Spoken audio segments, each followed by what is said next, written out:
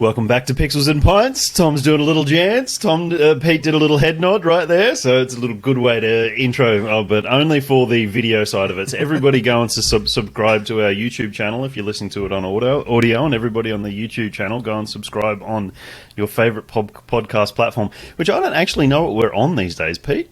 That's how much I pay attention to. Pretty much all of them. All of them? Once you publish Spotify.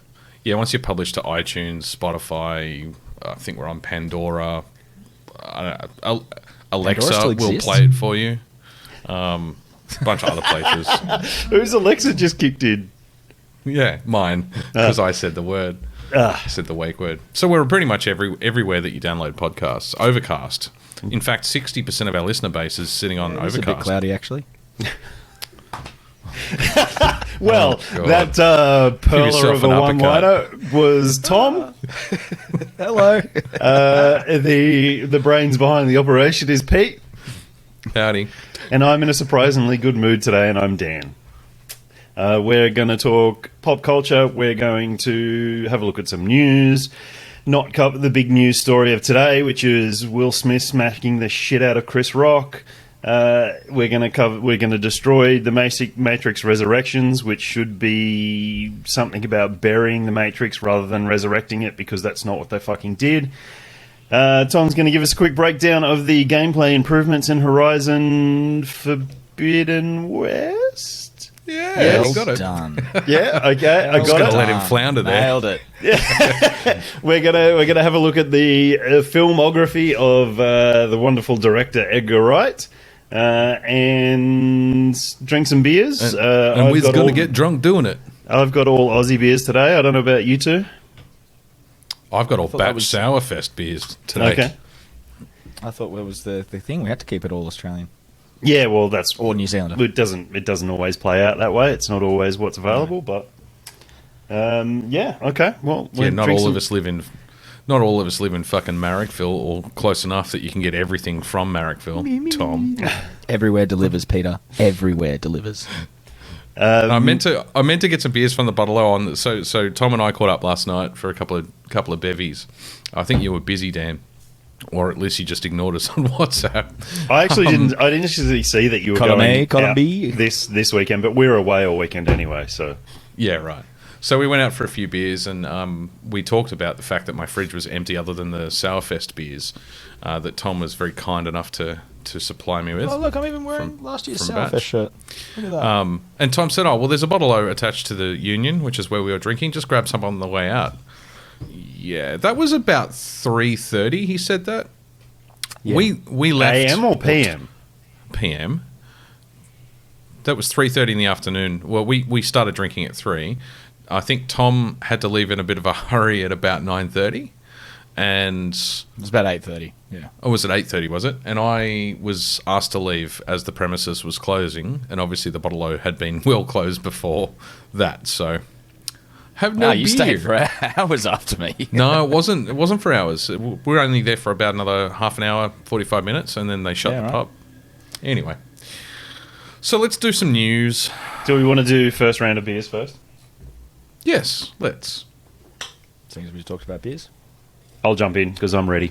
I've got White Bay's Morning Yearning. That's how good my English is. It's a smoked Baltic porter and coffee and smoked almonds. 6.8%. That's the collab they did for Mountain Culture's festival. That came from the Rauch Beer Festival, did it? Yes. That would make sense. I don't get much coffee out of it. The smoke character is nice for a Baltic Porter. It's got a nice Baltic Porter backbone to it. I don't get a huge amount of coffee out of it, but maybe that's why I'm so perky. Might have just been the baggie you just finished before starting the podcast. Yeah, maybe that too. Definitely one of the two. Definitely that's what I line up every Monday afternoon. It's just I can't hold myself away from it, just to face the week like a piece of shit on for the next 4 days. And the almonds, I guess, these smoked almonds is... I'm sorry, I'm in one of those moods just went today. dark. I absolutely no idea why I'm in one of those moods. And the almonds are sort of sitting there in the background, and I really like smoked almonds. Like, we buy bags of them from Woolies, and they're fucking expensive, but they're really good. So definitely get that smoked almond character to it, and it's a good level of smoke all the way through it. It's got an unusual character there. I wonder what sort of smoke malt they used. It doesn't smell overly bacon character like beechwood smoked malt. So I'm wondering whether it's like oak smoked or Manuka smoked or something like that. Not sure, but yeah, nice. I like it. Cool. Yeah, I don't know. Solid 3.5, 4. You pick, Pete. One or the other. 3.75 it is. Tom. I have. I'm just trying to figure out if that's actually the name of the beer. If it's a Little Bang Brewing. Their Creek. I think it's called the Sol.Era, as in Sol.Era. And it's a cherry creek. Pours a nice deep, red, almost burgundy, I would say. And it's got a wonderful kind of nice cherry flavour throughout. It's not a smack in the face kind of cherry, but it's definitely there. And like a nice pleasant acidity as well. It's not sucking the insides of my mouth out every time I take a sip, kind of thing. But yeah, they talk about how they have barrel aged this one, and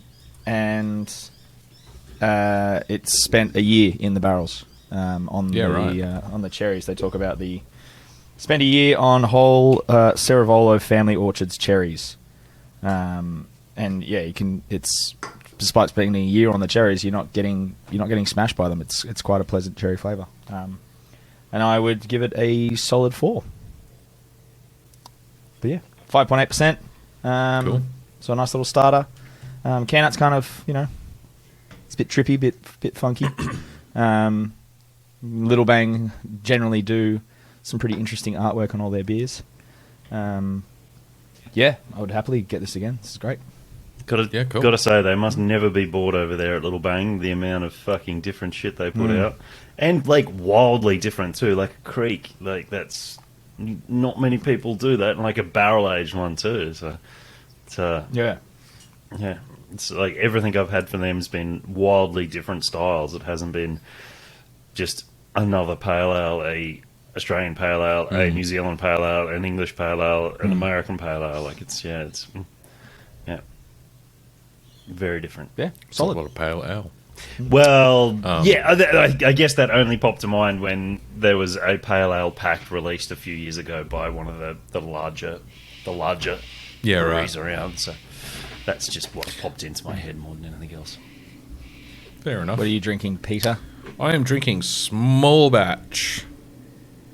I actually like these. I mean, I know the can art's the same for all the small batch, but I like this colour scheme the most. It's kind of purpley and hot pinkish and stuff. This is the Lychee, Cranberry, and Pomegranate Sour Ale. That's in my fridge, ready to go. For Sourfest. It's 5.6%. And it's sour. It's got a... Yes! Nailed the brief. Well done, boys and girls. Nailed the first brief. It's quite a light... It's a light, almost champagne colour. You won't be able to see it properly there, but yeah, the light, your backlights just caught it in the camera. Yeah, you could see through it. Yeah. In terms of flavour profile, I don't know. It does have a bit of a weird bitterness bite to it. It's not a true bitterness in the sense of a beer. God, my mouth is salivating from the sourness, though. I'm finding it hard to slurp my words out. I suspect that's probably the lychee. Or maybe the pomegranate. It can be quite bitter if you get into that. I don't get any cranberry out of it. So to me, it's a sour. It doesn't stand out. It doesn't. The fruit flavors aren't all that powerful, so it doesn't really stand itself out. But none of those apart. None of those fruits are on their own power. Yeah. Then they're not big hitting flavored fruits. They're all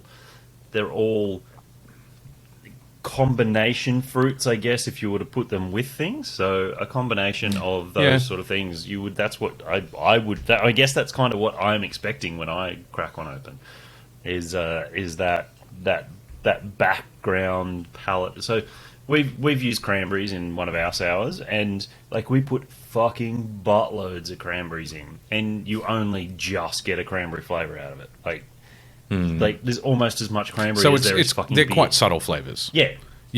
Well, all three of those fruits are quite subtle in their flavor, and I'm a smoker, so you can take the top 30-40% of normal taste palette out. Just discard it.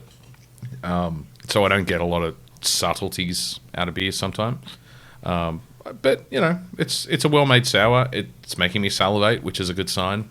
I like a good punch you in the face, mouth puckering sour. So I was going to give it a 4 out of 5. Nice. Dan ruined my favourite news for the thing. So let's do. Sorry, news. what was your favourite news? We interrupt this broadcast with some breaking news from the front. Will Smith bitch slapping Chris Rock at the Oscars. We weren't going to talk about that. No, fuck Tom, just because he's been hearing about it all day at work. I don't give a shit about his problems. It's fucking big, man. He was...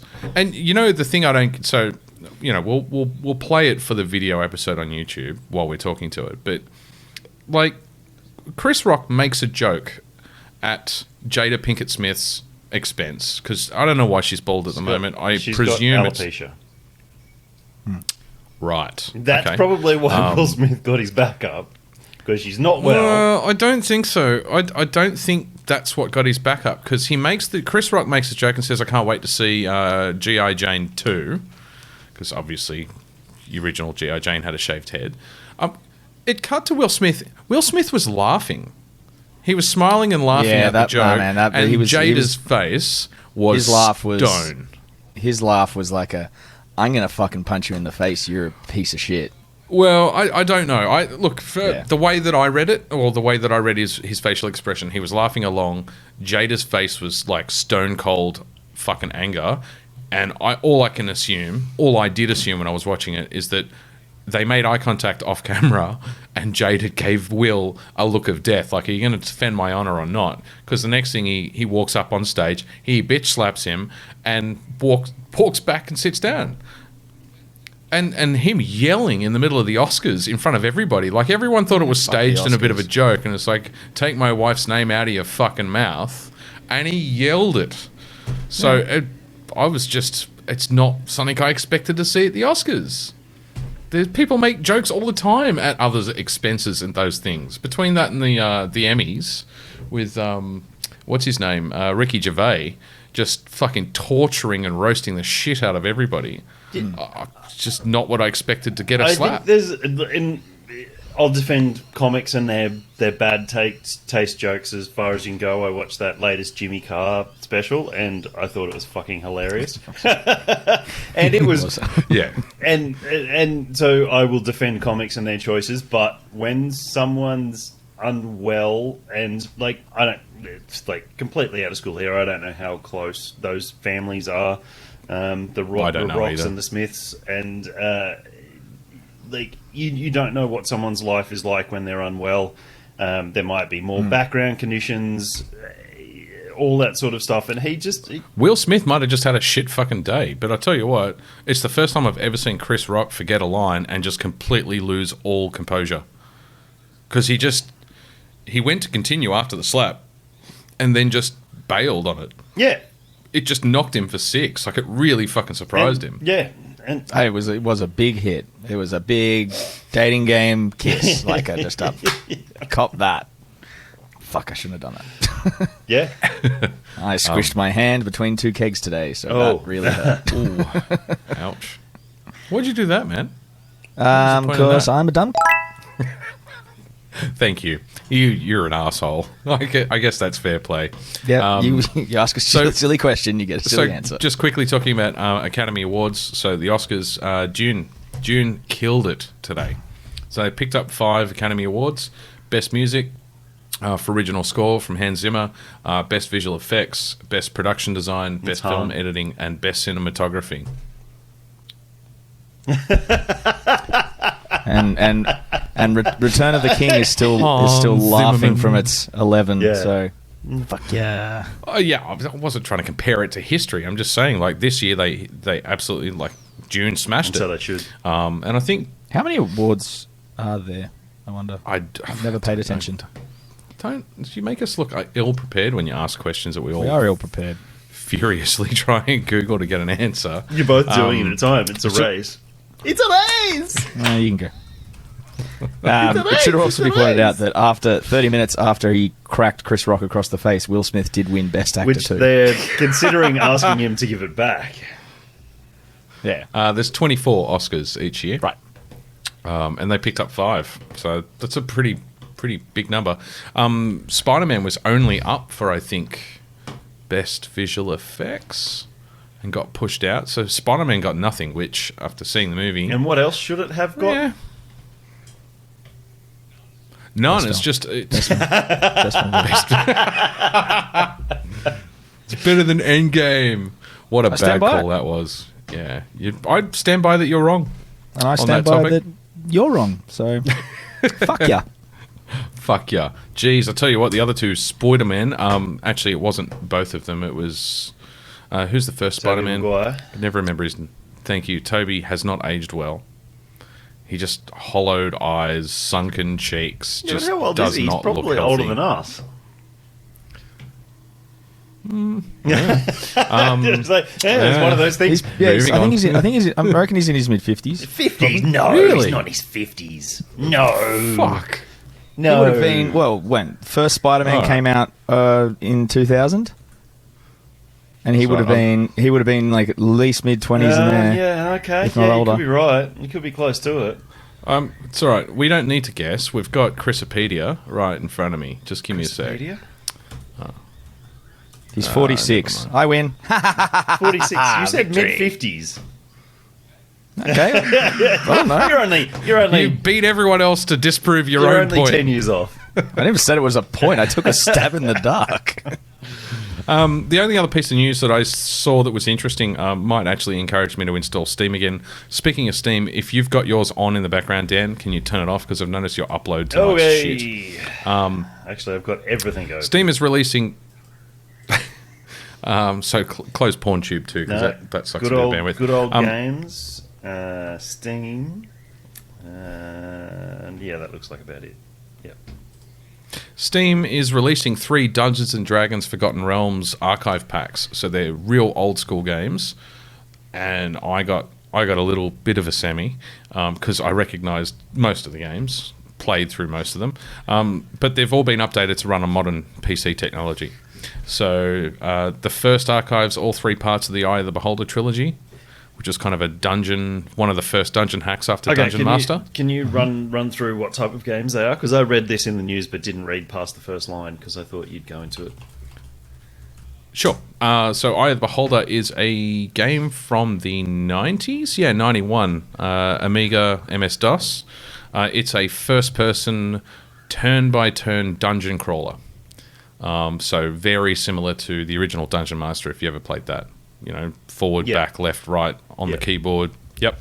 And then you've got a party of 4 characters. Typically, your fighters up front and your casters or rangers at out back, because if a skeleton swung at you, it always hit the front characters, not the back ones. But you put the squishy guys out front. They're glass cannons. They die quickly. So yeah, I mean, it's set in the Forgotten Realms, campaign universe within Dungeons and Dragons. It's based on first edition rules, or AD&D, which is kind of first, kind of not first. Yeah, I remember playing them as a kid. They were great. I don't know how they'd stand up today in terms of gameplay, but I'm definitely going to download it and have a look. The second archive pack has fucking 6 games in it. Oh, okay, yeah, no. I just looked at one image on Google Images, and it's so couldn't be that, because they had like ray tracing and all sorts of shit. But it's definitely not that. Definitely not that. So the next archive pack contains 6 titles. I'm not going to read them all, but Pool of Radiance and Curse of the Azure Bonds are 2 that I did play. They're even older. So Pool of Radiance came out in 96. No, it did not. It came out earlier than 96 because it was available for the Amiga, the Apple II, the Commodore 64, and MS-DOS, and the Atari. So, yeah, real old school. That's a text-based game scroller, D&D crawler. So, no graphics, essentially, just text and some bad ASCII fucking visuals. I from memory, it's been a long time and I didn't do much research into the actual nature of the games. And then the third contains 2 more games that I didn't recognise the name of. But it's cool to go back and revisit some of these old AD&D original classic games for systems that don't even exist anymore. So that's my digital archaeology it's nice that they're update for the week. Historically preserved for future people to look at and go, what the fuck is this shit? Once our and there's an interesting thought dies out. Yeah. There's an interesting thought. It's not going to be too many more generations of humans before digital archaeology will actually be a thing. Oh, of course it will be. It'll have to be. Going back and finding... I saw in the news today, they finally, a guy reverse engineered Windows version 1 to find an Easter egg an Easter egg that you couldn't even possibly have found when the thing was released. Oh, okay. So... in every version of Windows, there's a specific sequence of keystrokes that brings up the credits shot for the people that worked on development for that Windows version. Windows money shot. There you go. It's just, but it's just a list of names. It's not like it's a photograph with all these people. But yeah, but they never found one for Windows version 1, and this guy apparently found that it was a bitmap file that was embedded in an executable file, and then the bitmap itself was encrypted. So it's like, how the fuck would anyone back in like the early 90s no one even had the technology. Yeah, he had to use tech that they only started using in Windows 3 to get it up. And then when he got it, and then one of the guys who developed Windows 1 was Gabe Newell, who went on to create Valve. So it was like, it was just that's all. Like this, he said the screenshot got shared. I think I saw it on Kotaku, and it was literally just like a little box that had 8 names in it. Names in it, yeah. But he found it. He was very So there you go. He is already a digital archaeologist. There you go. Yeah. Cool. All right. Let's start destroying Peter, the Matrix. You've missed the most important news of the week.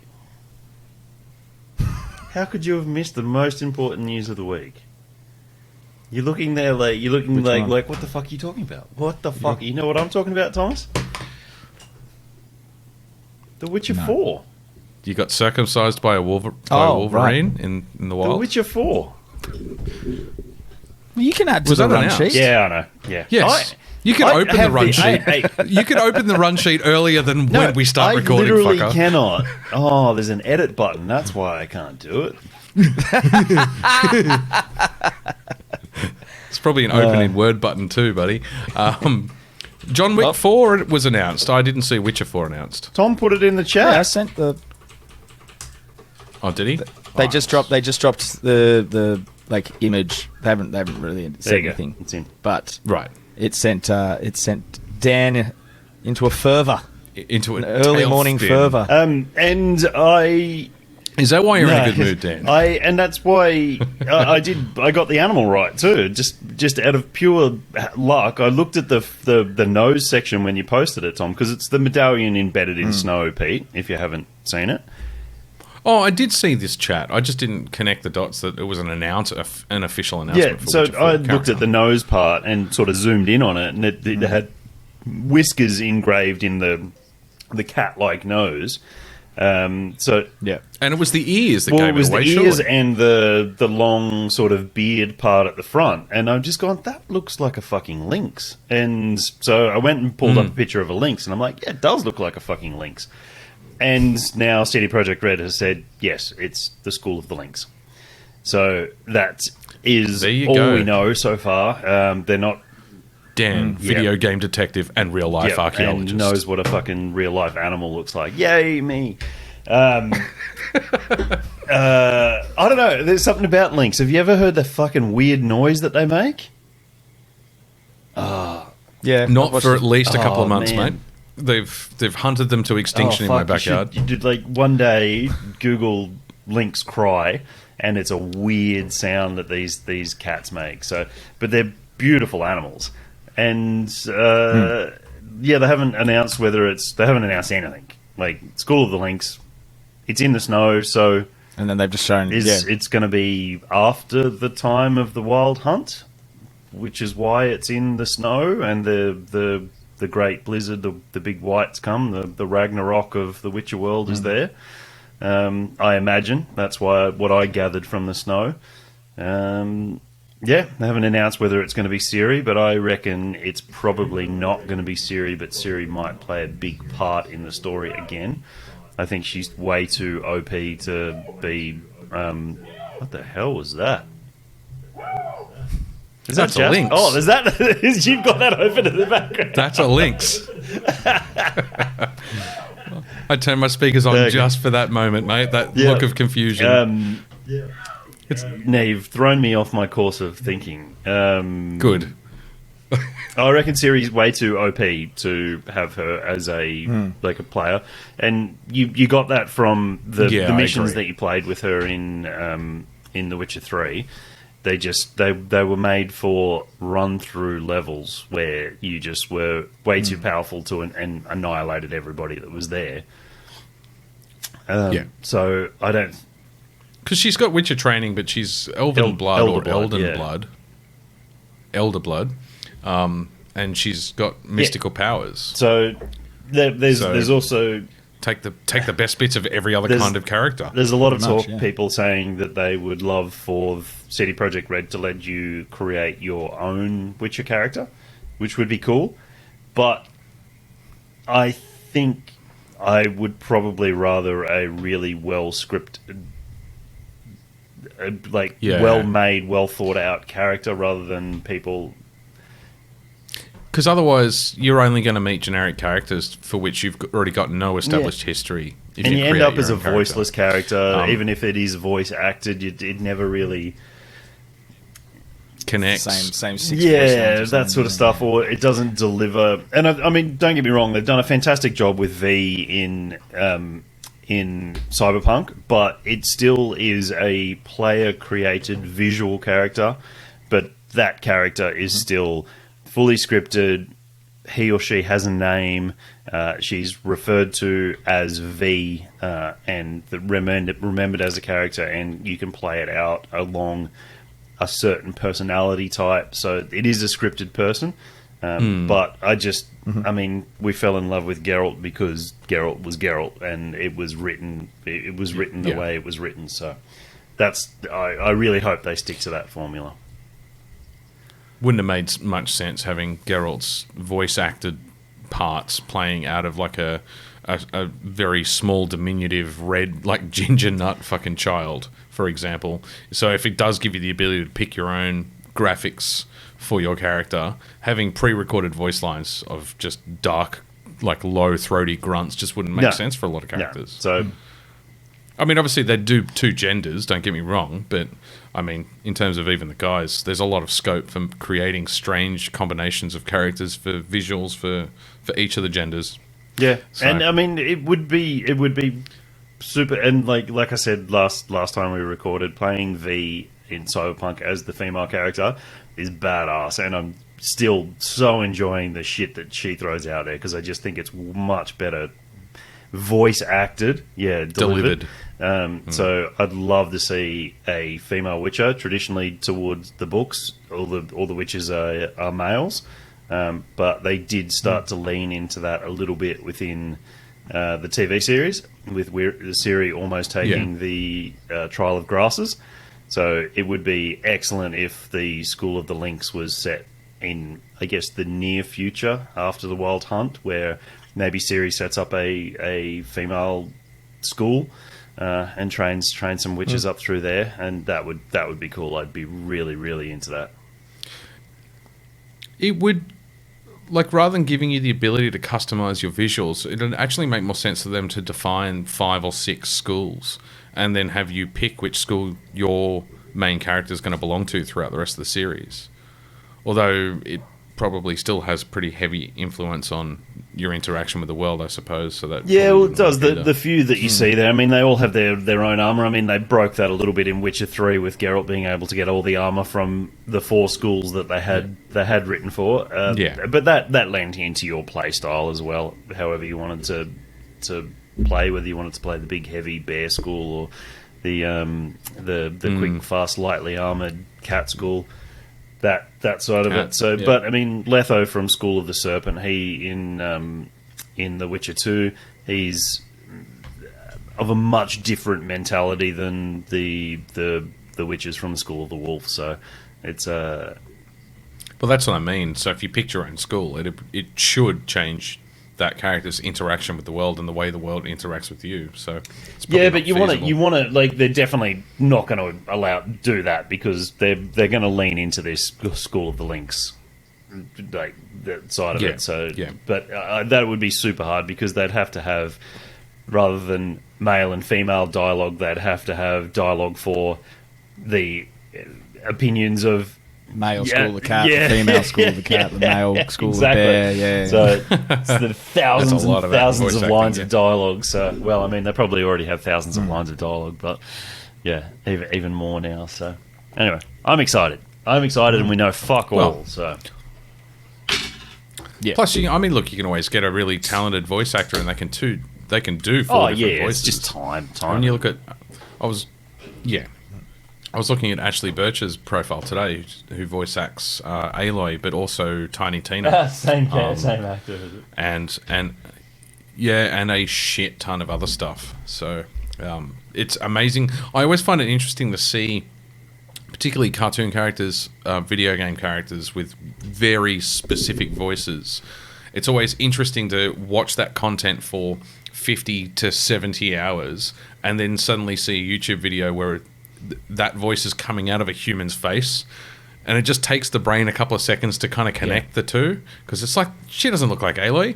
And yet if you look at as I've been playing through, and we will talk a little bit later about Horizon, but as I've been playing through Horizon, because the graphics are so fucking amazing, I go back to IMDb every now and then to look at what does the voice actor look like that is voicing this part, and Jesus Christ, they get them close now. Yeah. Like, you would be able to if you knew that person in real life, you'd be able to recognize them in the video game, no questions asked. Well, I often find that when I'm playing a game and then I'll watch something randomly and I'll be like, I fucking know that person's voice. I've never seen them before in anything, and I'll look it up and they were like either a significant side character or they voiced like someone I played. It happened heaps in Game of Thrones. I used to find that all the time. And it became more and more distracting. Like, the more games I played, I'd be like, fuck, I know that. Oh, no. And it eats you up inside until you get it. And then it's like, oh, shit, yeah. There is like quite a decent amount of like crossover. I mean, look, there are exceptions. Chris Judge, big, lumbering black man, African-American, voicing Kratos, who's like an ash-skinned, white-painted skin. Covered in the ashes of his... Greek the ashes guy. Of his dead daughter and wife. Yeah.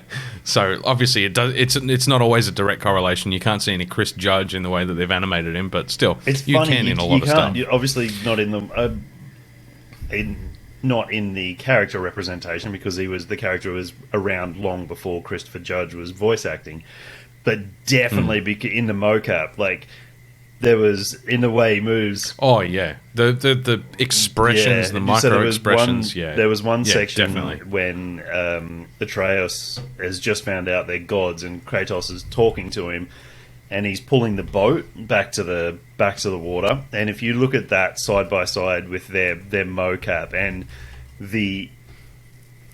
I would have hated to have been that kid acting across from Chris Judge, even when he was in a mocap suit, because he fucking dropped that rope and turned around to that kid with just fury in his eyes. And and he's an enormous man too. I've seen him in real life Judge, without his shirt on. There's another story for another night. And he is a mountain of a man. Yeah. Sonny Suljic, on the other, and I don't know if I'm pronouncing his surname properly there, but that's who plays Atreus. He looks exactly like he does in the video game, down to the gleaming blue eyes, and I figured they probably just colour enhanced it for the video game for some reason. But the actual actor has, and we've talked about this about 10 episodes ago, actually, when I was talking about my playthrough of God of War. He's a dead ringer. But we're getting to the thing that makes Horizon stand out is the technology has gotten to a point where it's becoming closer and closer to reality, and so you notice those types of things far more. I know you. I don't know. I know, Pete, you haven't played it. Tom, I don't know whether you have Hellblade: Senua's Sacrifice. So No, it's I know of it, but I've never played it. Yeah, It sounds like a porno to me. You play as Senua, and she is a Celt from the Celtish Isles of the UK. In Celtland. And in the Nordic land. So she ends up in Norway because of storyline plot, and she's that will happen because things. And they developed a technology, and this is years ago, and it was groundbreaking at the time, and it was live. So she was live acting with the dots and the mocap and all captured on her face, and it was being live projected within the game graphics. Okay, so it's real time. Yeah, so if you're mocap. looking for something that, and I know, like you're saying, it's much more prevalent these days, but for one of the games that really stood out, there's some really great behind the scenes stuff of her acting out a scene and it playing on the screen next to her with like a burning tree and the voice of a god talking to her, and she's acting it out. And even more so for her, she wasn't an actor when she came into it. She was part of the production team, I think, and they needed someone to stand in for the character. So she ended up playing the main character. And she plays a character that has mental health issues. It's early depression. It's early psychosis where she's hearing voices. Are the voices just in her head, or are they the gods talking to her? And this would have been a time when people with those issues would have been talking to gods and demons and things like that. And the whole game plays out that way. And you never really Hellblade. What's the name of the game again? Sacrifice. It's a linear story in little small hub area worlds.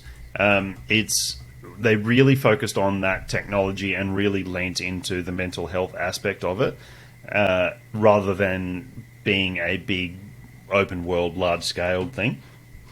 And I love it. I think it's a fucking great game. And not only that, I'll have a look at some of the behind the scenes One of my stuff. favorite bands is doing. One of my favorite Norwegian bands is doing the music for the second game, which is Hellblade 2, which is Xbox exclusive. So I'm glad I've got a good PC these days, and I'll play it on that. And it's going to be completely based in Norway and Nordic mythology. And it looks fucking bonkers. So really looking forward to it. So, but yeah, look at that behind the scenes stuff, because it was really, really groundbreaking. Yeah, I will. And the performance she puts in, never having done anything like that before, is fantastic.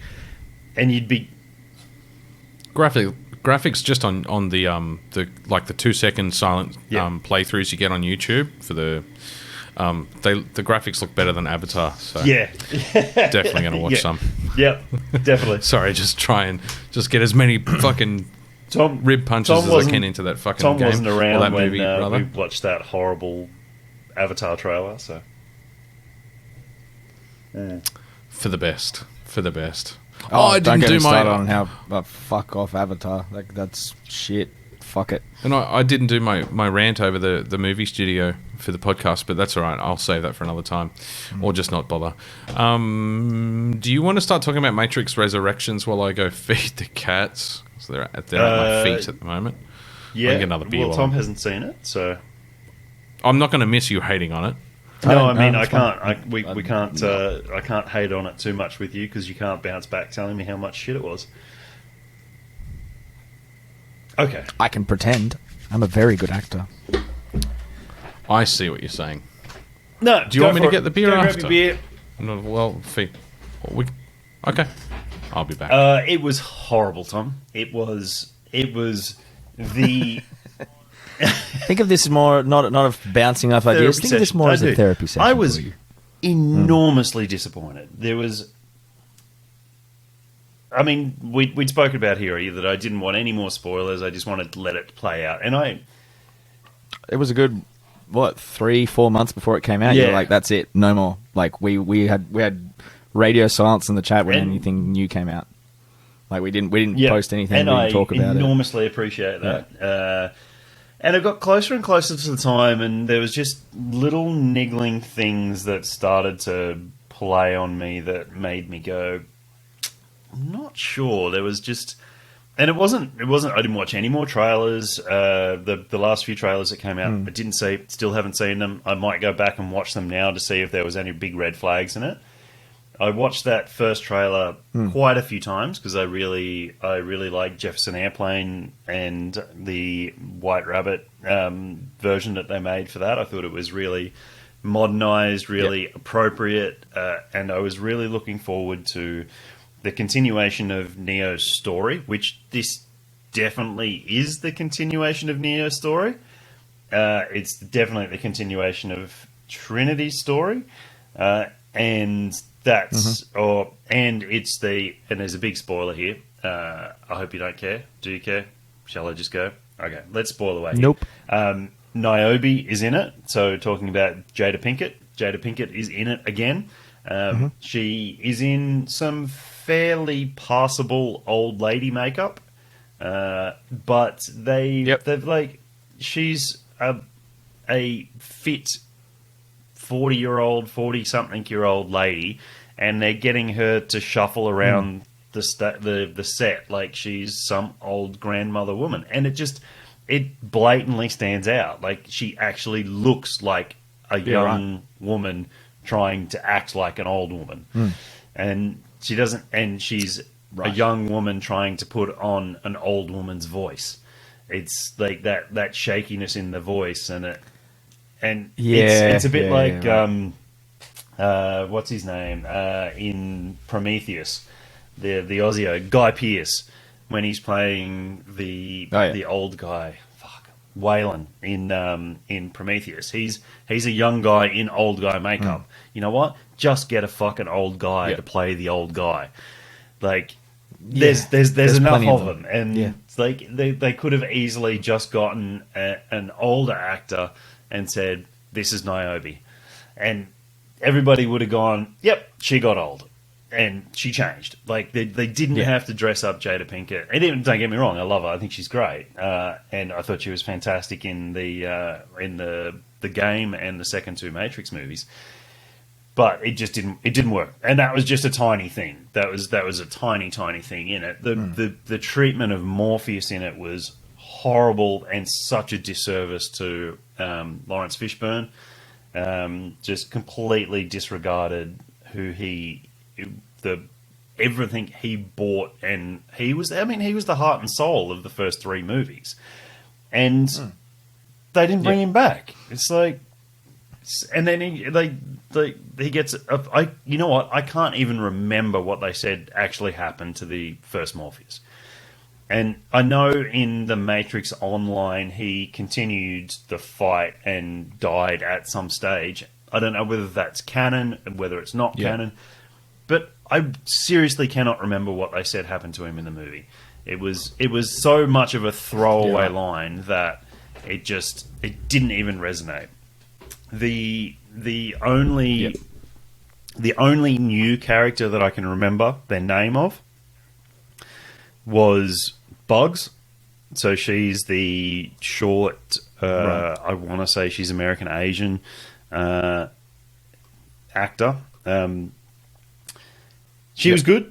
She was good. She was a highlight. And all of the rest of them can go and suck a big fat dick because they added nothing to the story. Oh, Jessica Henwick. Yeah, she was in Daredevil. Was she? Yeah, she. Oh no, Fist. Iron okay. Fist. She played Colin. I was going Wing. to say she wasn't Elektra, and that was the only. No, okay. No. She. But then, she would have been in I haven't the seen either of Defenders. those. Yeah, So she was good. I really hated the ham-fisted way they made her Bugs, as in Bugs Bunny, as in the White Rabbit for Neo to follow. And she had the White Rabbit tattoo on her shoulder, and that was all really ham-fisted in there, and then that actually got me thinking about another thing. Tattoos permanent when it's your digital projection, and did they just put the White Rabbit on there for her to show to Neo so Neo would trust her? And could anybody have done that and just put a fucking rabbit on their shoulder and said, "Hey Neo, follow me"? Wow, you really did go down the rabbit hole on that thought process, I've gone down didn't a few you? rabbit holes with this because it was horrendously bad. And so, Pete, there was one section that I really wanted to wait to you to get back to Hassel. So I haven't started from the start. I'm just nitpicking at bits and pieces that I fucking hated, which was the whole thing, really. Other than the first 20, 30 seconds where they did the whole going through the Matrix code, the phone number and all that, and it was, I'm like, yeah, okay. Nostalgia vibes there. It's a bit of excitement. I think I might get into this. Yeah. And then actually the whole Jefferson Airplane White Rabbit song sequence where Neo's sort of lost in the treadmill day-to-day grind of the world. I liked that. I really liked that. That was well done. But it was the fucking trailer. The trailer that I loved. And that was the only good thing. Yeah. The Merovingian, Pete. Yeah. The Merovingian. Frenchy guy. So they came back... Yeah. It's like wiping So your you got ass none with of silk. that. You got none of that. There was no. really? So No he's like a personality fucking in that trash at all. bag, literally a trash bag, fucking discarded, homeless program now. So there was none of that eloquent lines. And you know what? I guarantee that fucking actor wasn't even on set with anybody else because it shot him like we're looking at each other now with no other fucking characters. He made a few fucking quippy lines and then it cut back to his rejects from Robin Williams' fucking Hook movie, the rejects of the Lost Boys in their orange fluoro fishnet trash bag outfits, fighting throwaway characters from Ion. Like, just these new characters that I don't remember a single one of their fucking names. And it was an absolute waste of time fucking sequence. It was nothing. He wasn't there. Yeah. So, if he was there, it was a fucking waste of the character and the interactions that he could have had. But I guarantee he wasn't there. And... I just found the whole thing forgettable. Like, I have to Google what you're talking about, and then I Google it, and I see the screenshot, and I just go, But that. Like, that is that's the whole movie for me. 100% it. And forgettable and wasteful and useless. Like, was saying... I'm pissed off with Keanu, because I love Keanu as a human, as an actor, and he disappointed me by being in this movie. I don't think that... It's 100% not his fault. He took a paycheck, he did it, and he never saw the final cut until it was the final cut. He probably did some good scenes where he thought, yeah, okay, cool. There's probably a lot cut out of it that might have been good. But you say forgetful, Pete. That fucking Joker that played Smith... Why was he even fucking there? Yeah. Like, there was no reason for Smith to be in there. There was absolutely... And yeah, you go, okay, well, he's the opposite to Neo and he has to be there. It's like, fuck off. Like, you like, how many bits and pieces do you want to throw in there that are just wasteful and pointless, and just because you can't come up with something fucking new? Yeah, because the original lady who wrote the script didn't write another script for the Wachowski sisters to steal this time. Yeah, well, fair enough. Yeah, no, I understand. They did. I mean, they literally stole the story, and she sued the shit out of them. So, oh fuck, we got to do another movie because we're running out of money. Well, let's just rehash, because that's all it was a fucking. It was a horrible. we stuck the original 3 movies in a blender, and the vomit that came out, that's the movie that we're making. Yes, I agree that there was definitely some of those elements in there. They did try some new things, but they were so ill thought out and unprepared, and they needed there was no complexity to them, to those new devices, which is why I go back to you didn't have someone's script. I cannot even remember the name that they gave to Neil Patrick Harris's character. He's the main protagonist. No, either. Antagonist in the movie. Antagonist. I can't remember what they called him. I'm just calling him the Architect because that's what he's based on, and that's the one I remember, and it's a memorable name because But he almost takes on the Agent Smith's role out of the original trilogy, as well as being the Architect. Why do that when there's Smith there? They called him the analyst, by the way.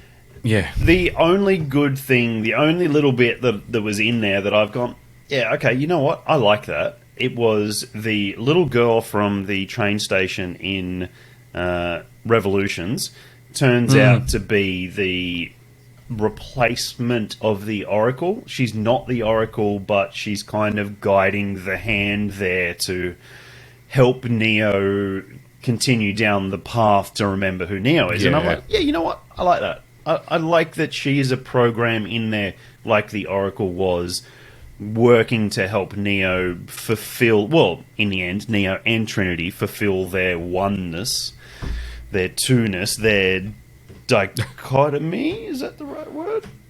The duality of the male and female, and the one is both but not one. And ironically, it almost felt like they were trying to talk about the Holy Trinity, which is a similar but different, slightly different but complex topic, where it's God, it's the Father, the Son, and the Holy Ghost. They're 3 entities, but they're all one entity. There's a oneness about it, and that's kind of what it felt like, a really fumbled attempt at kind of drawing some sort of parallel to religion, which the first trilogy they did a decent job of. It was a religious story, just in a different shell. This was just a travesty of a movie. It's the worst movie I've seen this year. I'm pretty sure I'll be able to say that at the end of 22 and say that. We're 2 years into this decade. I'm calling it's one of the worst movies of the decade because it was a horrendous, absolutely. It wasn't. It wasn't even fun to just sit back and watch Tom and not take seriously. And it's not even a popcorn where I movie. got to, and that's with saying a having lot. not seen it, and in the end buying it on Amazon because it still hadn't gone up for rent. And you know what? I'm like, this isn't going to be so bad that I'm not going to watch it again. So I'll pay the 20, and I was wrong. You were wrong. I was horribly, horribly wrong. Because there was one scene where Keanu and Carrie-Anne Moss are in a coffee shop talking, just literally sitting at a table, coffee each, talking, and it felt like straight out of acting school actors sitting there ad-libbing or just going or something like this. that. It almost goes, I'm just going to throw you a line, and you're going to carry on the scene from there. Go. And it was awkward and fucking stuttery, horrible. And I don't know what to say next. It did. It felt awkward as an audience. 100%. I felt awkward sitting there and I don't know if they were trying to go for the awkwardness of 2 people trying to. Well, exactly. Remember where they know each other from. I mean, everybody's from a had past a life bad first date where you didn't know where to continue the conversation, but this wasn't that. This was 2 people. You're right. It was like ad-libbing, or let's just, you know what? I know this is bad. You know this is bad. Let's just deliver these lines so we can get the fuck out of this scene and get back to something else that's better than this rubbish. Because that's what it felt like. I got to. The one thing I will say, I completely agree. One thing I will say is Carrie-Anne Moss is looking fucking pretty darn good for her age. She's 54. Yep, absolutely gorgeous. She is gorgeous. Absolutely, 100%. Very impressive. Impressive that she has look aged like she's as had well work as she done, has. which is thank fuck that she hasn't. Keanu looks fucking awesome. Keanu looks awesome with no beard and no hair as well. Like, he looks so good in the real world. It's that man's 52 or something as well, and yeah, man, if I can look half as good as him at 52, you can definitely tell he's there. He's got the old Harrison Ford Kingdom of the Crystal Skull kind of stutter to him when he tries to do things these days. He's not as mobile as the young Neo. Yeah. But yeah, right. They were talking about Keanu's fucking immortality not too long ago, and it's become a whole internet movement now. They've found a painting of a French actor from the 1800s, and it's a painting because it's pre-photography, so it must be earlier than that. And I tell you what, one of the paintings of this actor, it's a fucking dead ringer. I'll find a picture of it while you keep talking, and I'll throw it up on the screen. I'm really disappointed. Peter was saying before you came back, the treatment of Morpheus was horrible. It was a real disservice to the absolute emotional linchpin of the first three movies, which was Morpheus, and his quest for Neo, his belief in Neo, and his continuing belief in Neo, even when Neo didn't necessarily believe in himself the whole way through the movies. And that was a complete... No. There was no vulnerability in any of it, other than him being confused about who the fuck he really was. There's so many regurgitated scenes and actual footage from the original Matrix. And it's like... So, Thomas Anderson had made a trilogy of games called The Matrix. And they are known to the world, and they were these massive hits. And... at one stage, the people that are trying to free Neo again, I can't even remember any of their names other than Boggs. They get him to a point where they go, "Oh, we're gonna like put some nostalgia up here that might jog your memory to who you are," and it's literally scenes from the first Matrix playing on the wall. And he looks at it and he's gone, "Oh, these are scenes from my game." And it's like, really? You couldn't have reshot shit like with actors that looked almost like Neo, Trinity, and Morpheus, and like he's not going to go out and find fucking Lawrence. Well, he might, because it's the Matrix, so there's copies of them. So I might have been shooting myself in the foot here with this train of thought. But I'm sure they didn't think that far fucking into it. They just went and regurgitated fucking movie like scenes from the original movie, and just popped it up on screen. Like, it's ridiculous. I totally agree. Oh yeah, wow. It was minimal effort. Right, so, and obviously people who aren't watching this on YouTube aren't going to get this, but I've brought up a photo of Keanu Reeves and Paul Mounet, who was a French actor from 1847 and 1922.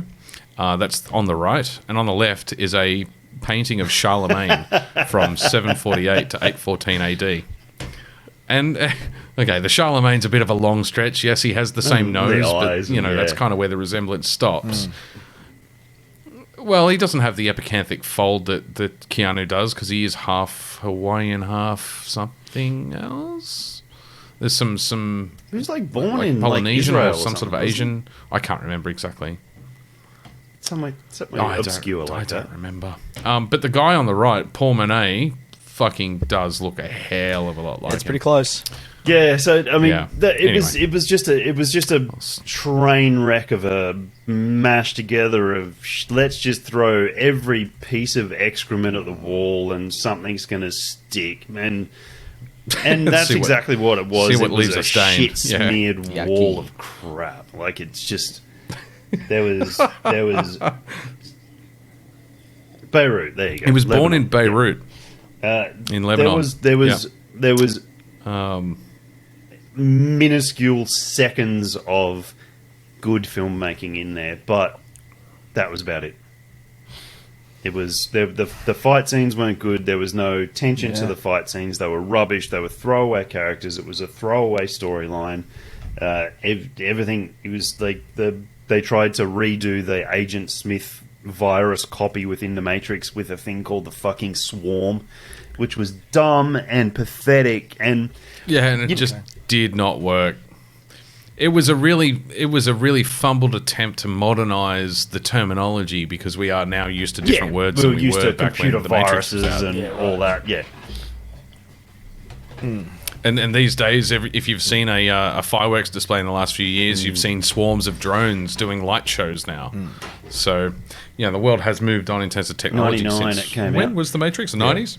So Late 90s? Pete, I want to make one more Yeah, suggestion, and I want to see what you think of it. I actually paused the movie 3/4 of the way through. Actually, it was just after that horrendous... Yeah, that horrendous vomit and fight take where a the shit. Merovingian was standing away and not even participating in the fight. And there was all of those throwaway characters. So Yep. they tried to introduce They tried to introduce a whole new Nebuchadnezzar crew. I can't even remember what the name of the fucking ship was called, and I can remember the Nebuchadnezzar.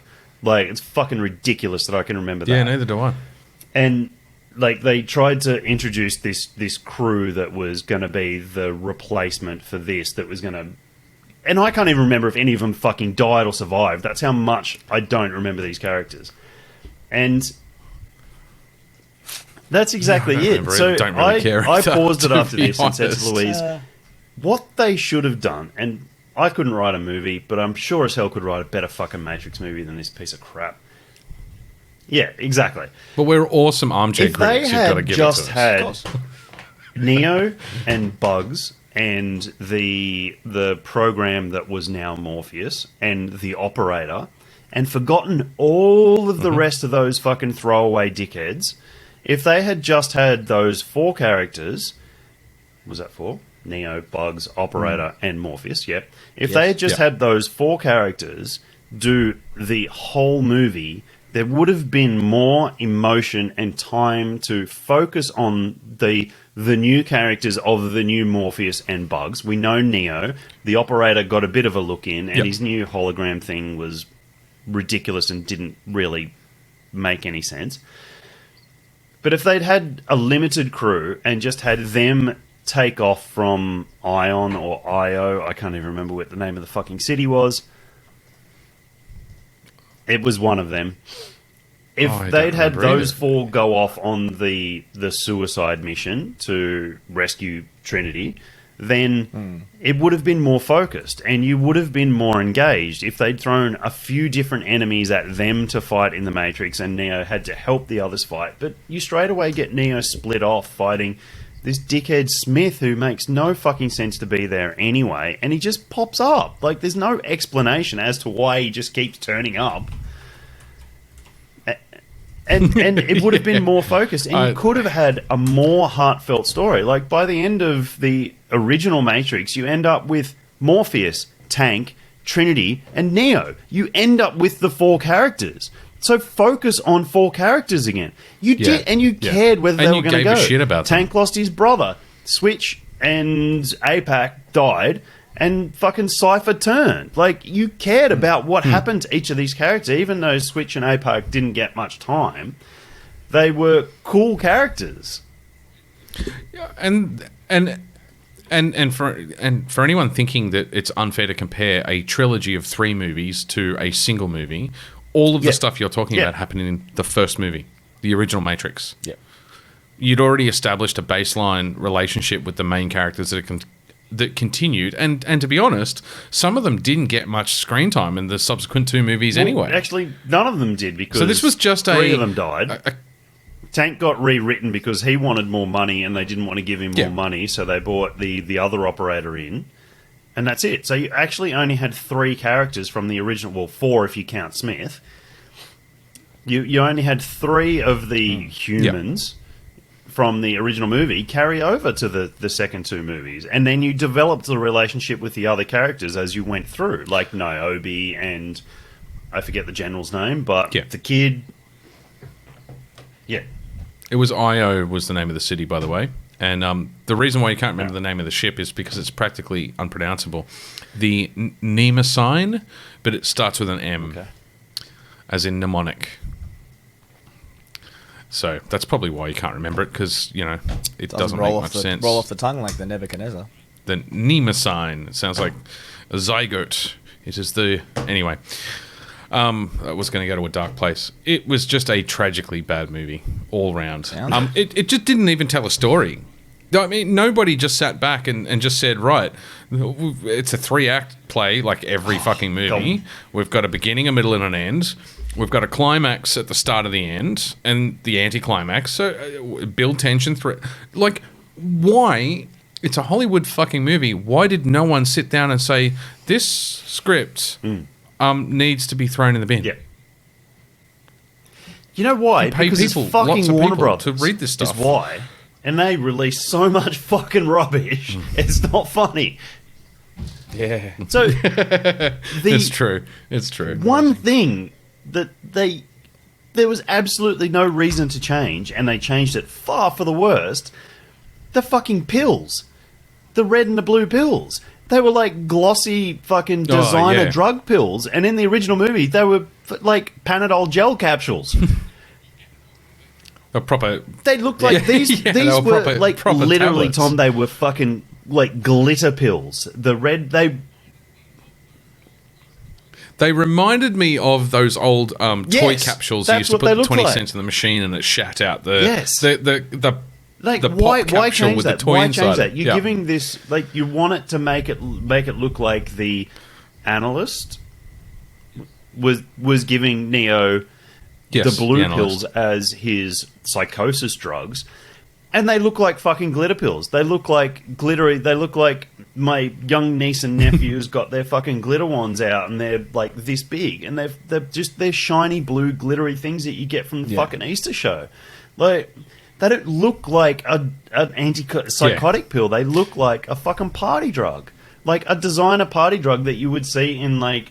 What was that movie about the injecting Strange Days, injecting people's dreams into their brains? And anyway, sorry, it was a good movie. It was It's funny you say that. I'm saying Nemus pre-Matrix, but it was along those sort of lines. But yeah, right. So the Nemo sign, the name of the ship, is actually a Greek titaness, and is the goddess of memory and the mother of the 9 muses. Oh yeah, they are real shiny. So at least there's some sort of tangential link to the plot. It's the ship of memory. We need to jog his. The whole movie's about him remembering. Anyway, can we move on? I feel dirty. I feel like I need a shower after talking about it. Like it is that bad. And it's that fucking bad. To call it Resurrections, they had such a fucking stick up their ass to go down that route and think that this is going to resurrect an amazing movie. And which now, in hindsight, this steaming pile of crap was a very good trilogy. And I probably would never have claimed that because I don't particularly like Revolutions. I don't mind Reloaded. But that first movie... That first movie, like the original Matrix was generation-defining of the 90s. I think it came in the last year. It laid a lot of new technology. Every... The action movie has from like in the early to mid to late 2000s has used bullet time. Games still use bullet time. It's like they really laid some groundwork there, and then they couldn't steal any more stories, or they didn't steal them from the right people, and they didn't pay the right people enough money. Like they should have just paid that lady and got her to write a fucking trilogy. But I mean, they got their billions out of it in the end. So what the fuck do they care? Yeah. Yeah. So what you're telling me is I should save myself the 2.5 hours.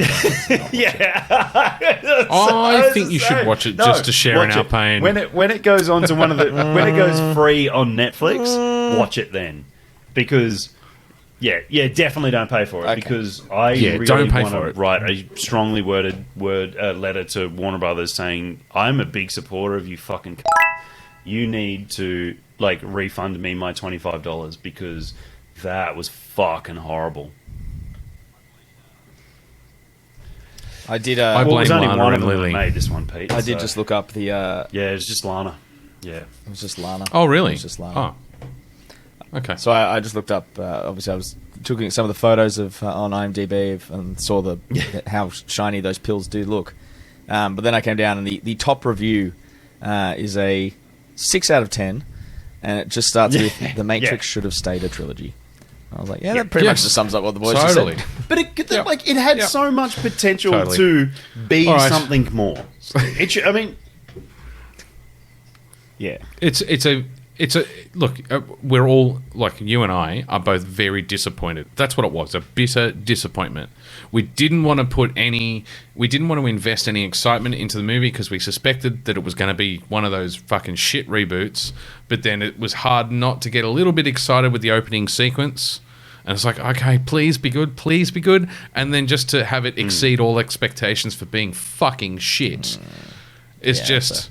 And like I said, in a time slap in it the came out balls. the same week or the week after June, like you can't compete with a... And I'm gonna say, even though I think it's enormously wanky, you can't compete with a film... Yeah, with a film like June... With a cinematic masterpiece? A wall of excrement that is The Matrix Resurrections. Yeah. Yeah. And I think it is fair to call Dune a cinematic masterpiece since they did just win the Oscar for cinematic masterpiece-edness. So, yeah, let's move off Matrix because I feel dirty. And I've had my rant and vent and... Yeah, not in a good way. Yeah. Have you ever? Have you guys cracked... cracked second beers? I've got a... Do you want to give us a retrospective? I needed to go get one as well, but I was so enamored by Dan's rant that I couldn't get myself up to leave. What do you want? Sure. Do you want to take a quick break? I need to calm down and go Sounds and like clean a the plan, kitchen or something. Stan. To Someone needs to go take a lap out go in the smoke a backyard. cone. maybe that's where my fresh energy air, level just had come from, because I knew I got to tear fucking absolute shreds off the Matrix in this. Shred. Thinking about it all day, up like I'm no gonna one. tear that movie a new fucking one you watch. Cool. You know what? I'm gonna interject one more comment here, and Pete, you can And put we're back. You can put this in there if you'd like. Did either of you ever play The Path of Neo? No. Okay, so in The Path of Neo, you got to play Neo. Thankfully, in a Matrix game, you actually got to play Neo. And it was really cool. Like, there was some really cool extra, like, training sequences where you got to train in swordplay, which was an old, like, Kurosawa samurai program that you fought in there in like proper garb with the sword and everything like that. There was some really cool bits like that, and then there was some really cool extra little bits in the story beats of the three movies. And then you get to the end of Revolutions, where Neo fights Smith, and ultimately in the end he goes, this is inevitable, and becomes part of the virus to destroy the virus. Kind of thing. And then you had a interjection from the Wachowskis, like a cut going, okay, well, this is how it actually ended, but this isn't an exciting way to end a video game, so here's a boss fight. So it was a giant Agent Smith that was like made up of cars and building and like rubble of buildings around, and you had to fly around as Neo and fight this giant Smith made of like construction shit. And it's like, no, this, like, we wanted to play this because this is how it fucking ends, you motherfuckers. Like, this is how it ends. Everybody knows that Neo goes, yes, I accept this fate to save everybody, and you just fucking, you destroy that choice by making him go to some useless fucking boss fight. Anyway, rant over. Kind of like you just went and cleaned the kitchen to calm down, and then you got yourself worked back up again. I did. I Sounds really like did get myself worked up. Yeah, the classic game getting to the end point. Arkham Asylum stands out for that. Yeah, and then it's like, oh wait, you need to fight a hulking Joker. It's like, what? No, what? Yeah, it just became a beat 'em up. Yeah. Before we get too much further into random rants, your second beer, do you still have enough of a memory to talk about it, Dan? Yeah, it's a big can, so I saved a little bit. It is the Hawker's White Stout, the bourbon barrel aged White Stout, the 2002 version. It's a 6.6%. I hope that's going to glare lots off there, so I apologise, Pete. You're not going to be able to get that. It's all good. It's got loads of vanilla in it, just loads and loads and loads of vanilla. It's a bit sweet for my liking. It's got got some coffee characters. It's got a lot of sweetness in there, and a lot of vanilla in there. I get a little bit, I guess, of bourbon and oak. Not a huge amount. I guess there's some background characters of it. It's okay.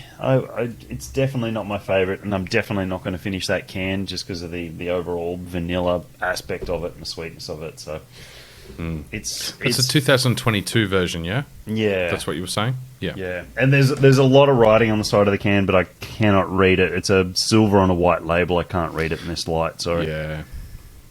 It should be gold, I know. Oh, maybe it's gold. It's, metallic of some sort on there. Yeah. Primarily just making sure I'm looking at the right beer on Untapped. Yeah, you're probably right. It probably is gold. Yeah, it is. What's the rating? It's fine. It's a 3. It's okay. Cool. Tomo? I am drinking the Mecha Hop Singularity Centennial. Fuck yeah, I got to try the second that. in the series. So this is from Garage Project. It's the kind of horizony looking artwork. It's actually, if you look pretty close, it's a bit steampunky this time. Like the center of this, what looks to be like a Brachiosaurus, has a little dude pulling ropes and levers and stuff. And it's this time they've done it as so the last one was a hazy pale. This is a West Coast pale ale. And obviously they only use Centennial being a single hop. And they said they used CO2 extract, T90, cryo incognito, and then in the dry hop, cryo T90 and hop burst oil. And it pours a lovely, clear, classic West Coast colour. It's got being obviously in a pale ale style, it's not as intense in the bitterness as you'd expect from a big West Coast. It sits at 6%. It's still piney and a bit dank, and those classic West Coast flavours. A little bit of light citrus coming through it, and very, very enjoyable. It's hiding that 6% very well, though. It's going down too easily. Oh no! No! Just so we don't get accused of not explaining things within beer for the non-beer people, it had T90 hop pellets. So T90 hop pellets are... The hop pellets have 90% of their original organic material in them. It had, what did you say? It had cryo and lupamax. CO2 extract. CO2 extract, which is a CO2 extracted bitterness from a hop. Yep. Cryo and incognito. Incognito. So I think incognito is a flavour. That's the window I open when I want to look at the nudie ladies. It's now you've thrown me off my train of thought again. Thinking of nudie ladies. The incognito is the opposite to the CO2 extracted. So when they take out the bitterness from the hop, they're obviously left with the flavour side of the hop. I could be wrong here, but they're left with the oil. So some people wanted, the big companies usually wanted the oil, the CO2 extracted bitterness. So they take the bittering side, and now they've left with something that originally nobody could use, but now they've made it all into these aroma oils that you use on hot side, and I think you can put it in dry hop as well. That these aroma oils that don't give bitterness. So this is the new thing in the craft side, that these aroma... You can control the properties far more granularly. Yeah, because you're not going to get the side effect of bitterness when you change the hop profile for the flavour. That's exactly it. Yeah, so it was just a byproduct of a product that was in demand with the bittering side, and this was a byproduct. This has been made into something else, and then cryo is just a double down version of hops. So it's the resin shit that's scraped off the outside of the barrels or the pelletizers when lick the hash pipe. It's basically it's the hashish of the hop world. Cool. It's tasty. It does actually tell. I'm just looking up, see if it's the same artist they did. What was your rating? Oh, it's a 4.5 easily. So I'm really happy that Garage Project will release this, because we've been doing at the Australian Brewery, we've been doing a single hop series, which I actually have 2 new ones coming out this week. So I'm going to send them both to you, because I have 3 beers coming out this week. And we did a Centennial single hop one a few months ago, and we picked almost the same style. So we picked actually an American Pale Ale to be our Centennial single hop one.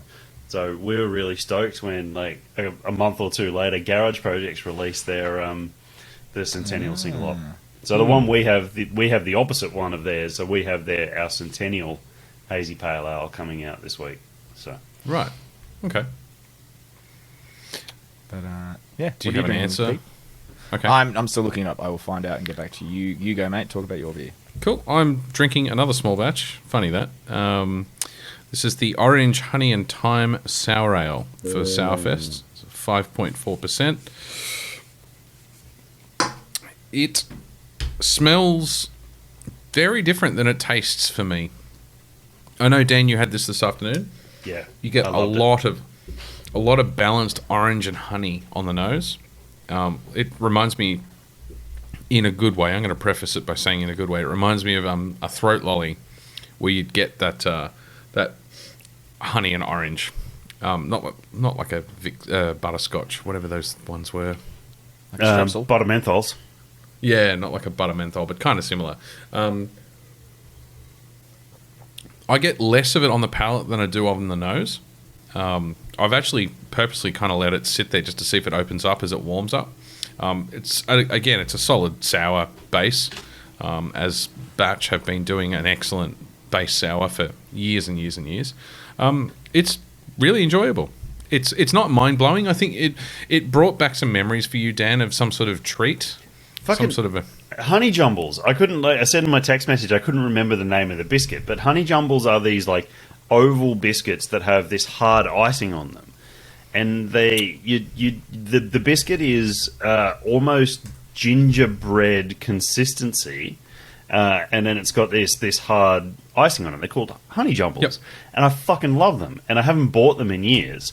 But I'm suspecting, Tom, I don't know if you know what the base recipe for this, but I'm suspecting there was so much biscuity maltiness to it that it must have been something like a Maris Otter or an English biscuit malt, or an Abbey or a Vienna base malt that like really gave that biscuity baseline to it. Then the honey and the floral came over it with the orange in there.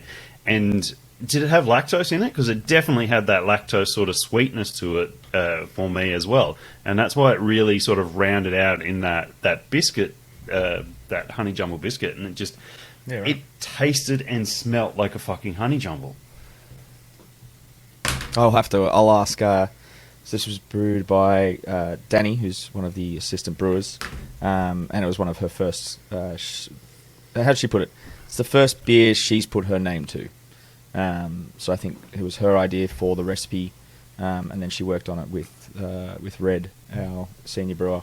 But yeah, it was the star favourite. It was the clear winner for everyone. But I'll find out exactly. I didn't ask what the malt bill was on it. Yeah, the base I'll malt, find and out. just see. I mean, it really smelt and tasted like there was some lactose in there. So, if not, she's done a fantastic job of balancing that malt sweetness out. So, whichever way, I'm happy with what she put out there. I thought it was a really good, and I thought it really, and it even had that kind of. I know it had thyme in it, so it really had that. Thyme is not like a super herbal herb, if that makes sense. It does. It's got that kind of like savoury meatiness to it, and I thought all of that just rounded out really well. So absolutely well done, because I thought it was fantastic. Yeah. It is the same artist between both these cans as well. Cool. An artist by the name of Tim Gibson. Just quickly, I'm giving mine 4.25 out of 5. Nice. Whoop. Uh-oh. Dan, you're into your third beer, aren't you, mate? I am. So we're going to have to interrupt Horizon Forbidden West discussion for you to describe it before you run out of it, I presume. I picked up the wrong one, which is why I'm sitting here very confused about what the flavour profile on it was. That'll happen. I thought I brought home the batch, the same one you just had, the lychee cranberry one, but I didn't. Yep. I'm like, this is like vanilla-y, and it's like, did I like not wash my glass out well enough from the last one? But I've picked up the fucking cherry cola one. So I almost grabbed that, actually. I'm super confused about what I'm tasting. Okay, now with that in mind, I will continue. Is that your second or third, Tom? That's my second. Okay, cool. I have my third sitting there, waiting, ready to go. I'll race out and get mine in a minute. Horizon Forbidden West. The sequel that you and I both anticipated. I to the point that I had to go back and play the first game before the new one came out. Thoughts? I mean, you haven't finished the game, but you're far enough into the storyline. We're both far enough in that we know what's going to happen. Yeah, it's kind of the story. I'm sure there will be a twist or a turn at the end. There has to be. It's a trilogy. Well, yeah. I mean, I just in terms of the way they usually write their stories, the Guerrilla Games, they usually love to put a little twist in the second to last mission or something, and you know, I'm at the point where it's kind of it makes you feel like you're gearing up to do the last bit, and I guarantee you something's going to go pear-shaped, and I'll have to do a little bit more because I'm only sitting at, you know, I've basically revealed the whole map, and I've got like 80% of it, like the game done. So I'm definitely not close enough to like 20% is not going to be done by one mission. Yeah, there's going to be a few more to go. I've got to say, the one thing that I have found the most useful in the sequel, so a lot of the same gameplay elements. I find I never really use my spear at all. There's only a couple of times, like I use it for stealth attacks, but that's it. In the first or the second game? Both. Right. So it's like that's carried over for me. It's just ridiculously underpowered against the robot dinosaur monster things.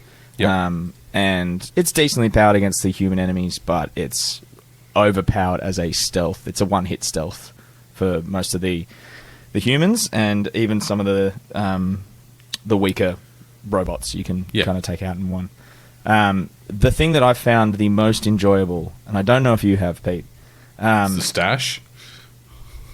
No, fuck the stash. Stash is good, but the amount of times just no more inventory management. I mean, the first game you were constantly having to balance and shuffle and sell shit and hope you didn't need it and stuff. Yeah. And the second game's just completely removed that mechanic. So as you said having stash, magical... I've looked at Tom's stash and I'm like, I just went straight to Super Troopers and was like, who wants a mustache ride?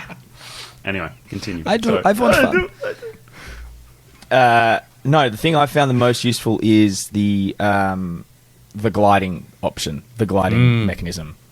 I use that when I really don't need to. Yeah, if I'm jumping down off a building, just for fun, just going to glide. So pretty early on, half the time instead of running, I'll climb a mountain and jump off just so I can glide down. And I know that I feel like I'm saving time, but I probably spent 15 minutes more climbing that goddamn mountain. Yeah, just because it's so fucking fun.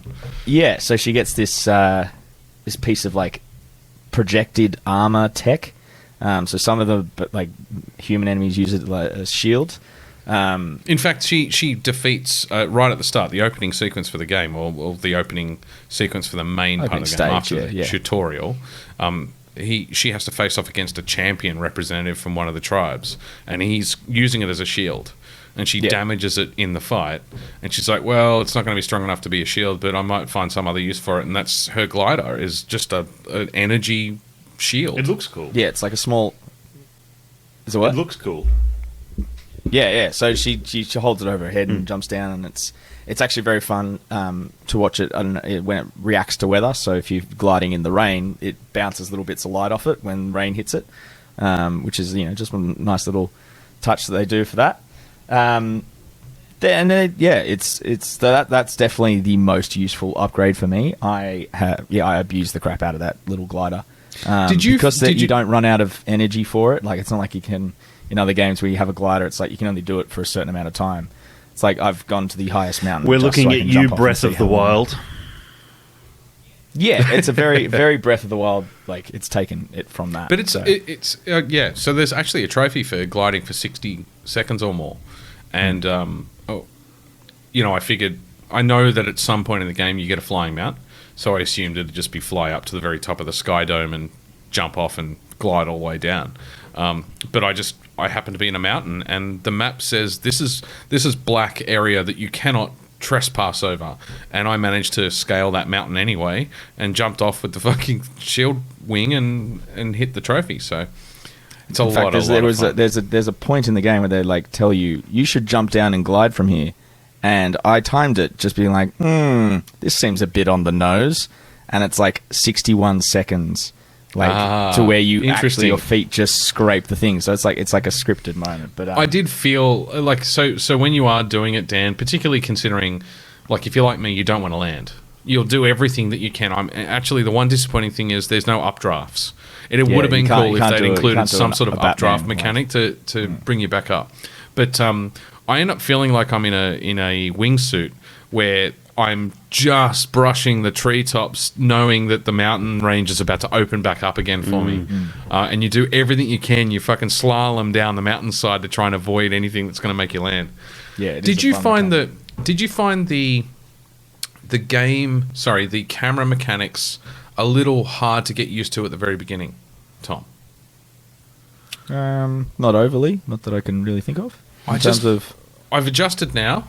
Because you get muscle memory, but I found when I first started playing the opening tutorial, left stick, right stick, traditional controls for so many of our games that we play these days, and I just found myself overshooting with the camera twirl every fucking time.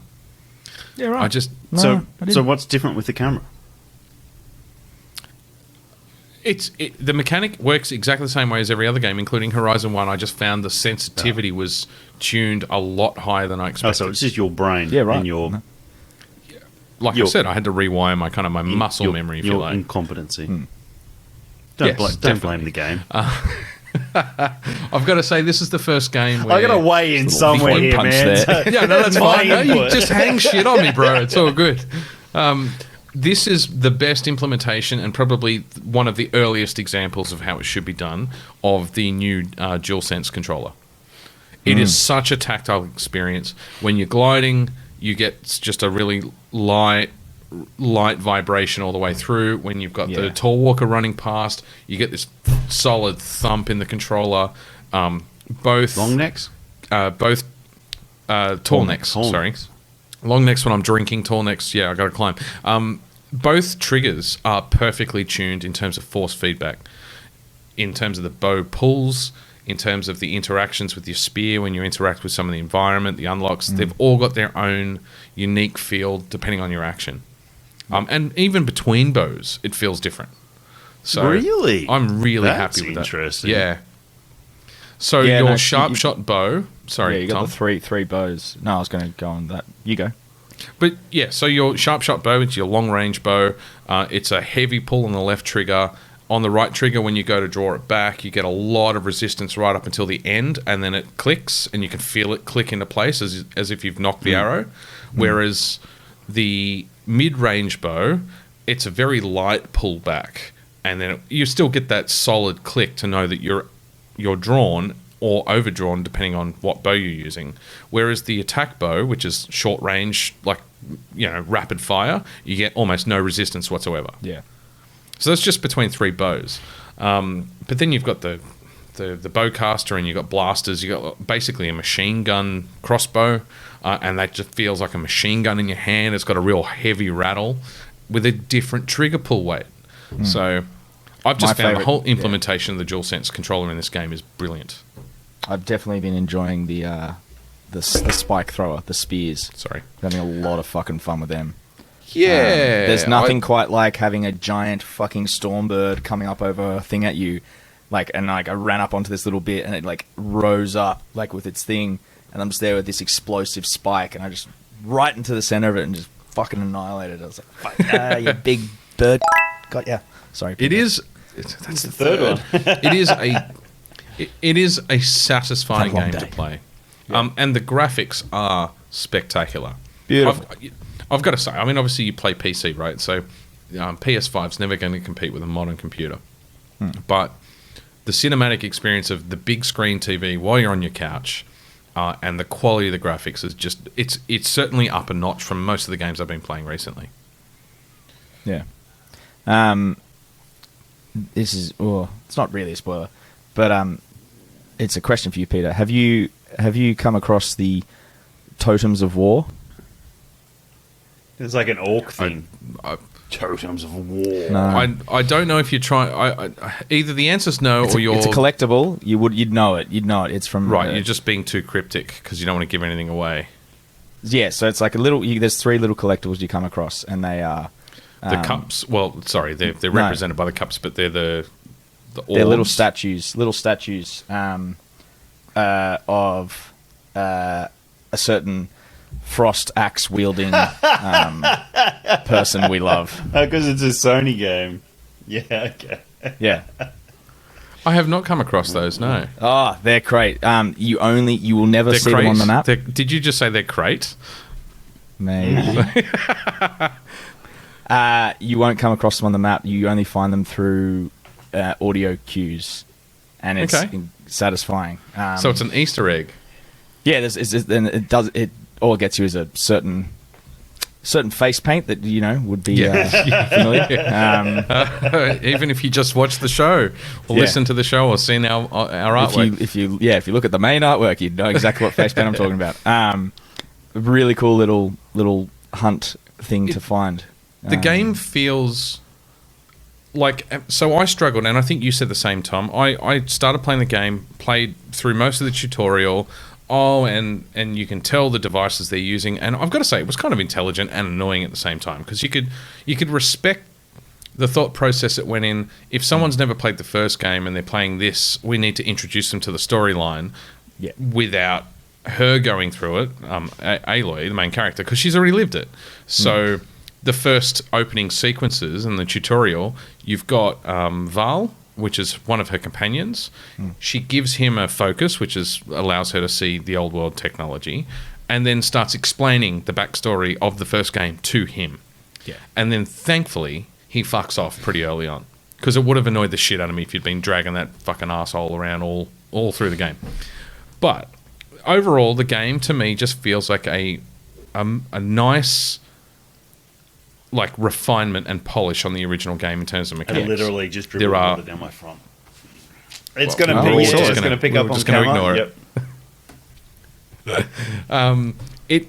There's a lot more dinosaurs. There's a lot more weapons. There's a lot more variety in the dinosaurs as well. They've got different mechanics. The elementals. They actually have some. They have some dinosaurs now. There's the Velociraptors. There's Triceratops. They're full on. But they're full like on organic dinosaurs. Yeah. Oh. No, they're robotic ones. But it's just before everything was kind of not. based. They're not. Yeah. Okay. They look like dinosaurs. But they're they don't almost look like robots in the robotic heads on a dinosaur body. Is that what you're going? Well, I think the first game, and being a dino fan, you could recognise the base dinosaur they used. But it's a lot closer now. There's Ankylosaurus. There's with a big armored back, which a lot of the ones in the first game were based on animals that would have been alive at the time. That there were bears and lions and stuff. Yep. But now, you literally they have plow. It's called. There's like a Stegosaurus. There's a plowing dinosaur which is based off a Triceratops. There's a Spinosaurus. It's there's a Stegosaurus. There's T-Rex. It was T-Rex in the first one. The T-Rex is Longtooth. No. Longtooth was fucking Land Before Time. Sharptooth, Longtooth, Sharptooth, Thunderjaw. The Thunderjaw. It was Sharptooth, was it? Yeah, Sharptooth. I can't remember. I can't remember any lines that Littlefoot. Little thing said. But I think I found Butterface. That's a sister. Sorry. The thing I found, I guess, the most frustrating was all the stuff talking about going to the Forbidden West. You had to play a good solid 10 hours before you get into the West. Because you have the opening tutorial. Zone's pretty open. Well, the tutorial mission, the opening mission, is a good hour-ish, 45 minutes to an hour of gameplay, where you're going through this one base. But then you go into an area which is kind of like the buffer zone between the east where you originally were and the gate to the west, and it's a literal gate. And then there's so that's got enough content in it that it, it's a solid couple of hours. Like it'd be up, I think it was about 10 hours before you actually cross this gate and actually become into the Forbidden West area. And for the game art at the start, like on the box and everything, is all talking about like there's a lot of shots of like San Francisco and like the Golden Gate Bridge. The Golden Gate Bridge, yeah. Like I only in the last like couple of hours I've played, and I've put a good solid 80 hours into this game. Have I managed to get it? This map is huge. 80? You're literally 20, 30 hours ahead of me at the moment. Yeah, but I did a lot of fucking around with the glider. I reckon at least like. But you know what? This is a game. There's a good 15, 20 hours that I could have cut back where I wasn't just like, yeah. This is a game where Peter like Griffin laugh. Just, That's exactly what I thought. Yeah. But this is a game where, like, first of all, the environment differences are significantly greater than in the first game. Yeah. So obviously in the first game there were different environments. You had the snow in the expansion, the Frozen Wilds. You had some desert areas and you had some savanna areas. But the stark contrasts in this game are a lot broader. You've got forests, you've got open plains like grasslands, you've got desert, you've got the coastline is completely different from everything you've seen before. You still have the high, like the alpine regions, so snow and all the rest of it. And you've got swamps. There's a redwoods forest, like, a proper redwood forest too. Yeah. It's the first time you see trees that are taller than a long neck. Yeah. Oh, the tall... Now you're... tall neck, fuck. And then the swamps. But this is a game where I literally spent... I want to say 8 hours yesterday. Yeah, yesterday morning. I spent 8 hours doing nothing but hunting creatures, not dinosaurs, animals. The little woodland creatures, foxes and owls. For pouch resources, knowing that I was never going to use the weapon type that matched that pouch anyway. Just because it was satisfying to stalk through the fucking forest. And if you want ducks, you need to go to the swamp. If you want lobsters and crabs and fish, you got to go to the coastline. Welcome to Red Dead Redemption. Yeah, and so many other games. I don't think there's... fucking Assassin's Creed was exactly the same. No. Going AC3, where you're the American Indian, and you had to go and hunt various wildlife, and they were regional wildlife. It might be Native American, but yes, I understand what you're saying. What did I say? Indian, regional. But Native American. Sorry. Yeah. Native American. My bad. Don't worry. Continue. I found it relaxing. It was thoroughly enjoyable. I was avoiding dinosaurs. Yeah, I mean, I obviously can't weigh in on the same level that you're playing now, but there's an element where they get it right, and there's an element where some games just drag it out. Yeah, or just have it so arcadey that it's just a crapshoot. Like it's just whatever. But yeah, what I'm kind of getting that with getting the required parts to level up your armor and like weapons and stuff. The going to have to find particular variants of different creatures, like to get their like apex and get this little thing that's like the heart essentially. That for me has been a little bit of a drag. In the first one too, though, wasn't it? You had to get it. Yeah, it was the first one too. But like, so it's got the point where I've got the legendary armor now, and I've got it up to level 4 or 5. But looking at the requirements to get level 5, I'm just like, I actually just can't be bothered, and I don't need it to be at full. Like, all I get is it's not a significant enough bump of the stats of the armor for me to be like, yeah, okay, that's worth like fighting that particularly difficult creature. It's the extra unlocks. Like you'll go from 15% bonus critical damage to 60% in the final unlock. Yeah. So it's actually not the armor stats; it's all the bonuses. There are a lot more machines in this game. Oh yeah. So there are. I'm just looking at it now. There's 45 types of machine, and for each machine, almost every single one of them has between 3 and 12 variations. And so you'll have a base creature, like an acid maw, and then you'll have a fire acid maw. I picked a really bad example. You look at that, makes no fucking sense. What's one that you would have seen before? We'll go with the raptor. You got the raptor. So you got the basic velociraptor. Then you can have a fire raptor, an acid raptor, and then you can have an apex raptor, an apex fire raptor, or an apex fire acid raptor. So it's like, you know, there are many variations of each, but they'll be like, it's not just like an apex raptor heart, it's an apex acid raptor heart. So you have to go find where the acid raptors are, and you can only hunt the apex ones at night. And then, so the apex variant always comes out at night. And then sometimes they don't even drop the fucking heart. And you're like, But, no, so you need to read the instructions, my friend. I did read the instructions. If a tremor tusk is meant to drop me a heart 100% of the time, and it's not. So the game is having a glitch. No. So, and this is going to be a little point of interest for Dan. They've expanded the concept of weak points. So there is now a weak point on almost every type of beast that drops a resource that only drops if you kill it. If you destroy the weak point before the creature dies. So the tusks, you have to shoot the tusk off the creature using tear damage before the creature dies. Let me finish. Let me finish, Tomo. Let me finish, Tomo. But you might have particularly on a bigger creature, you might have 8 to 12 weak points. Some of them have a chain reaction, so if you make them blow up, it then blows up other weak points. Some of them only react to their elemental type or their opposing elemental type, but with a different result. Some of them get destroyed when the creature dies. So if you want the resource that particular weak point drops, like a carrying canister, you have to kill the canister before you kill the creature.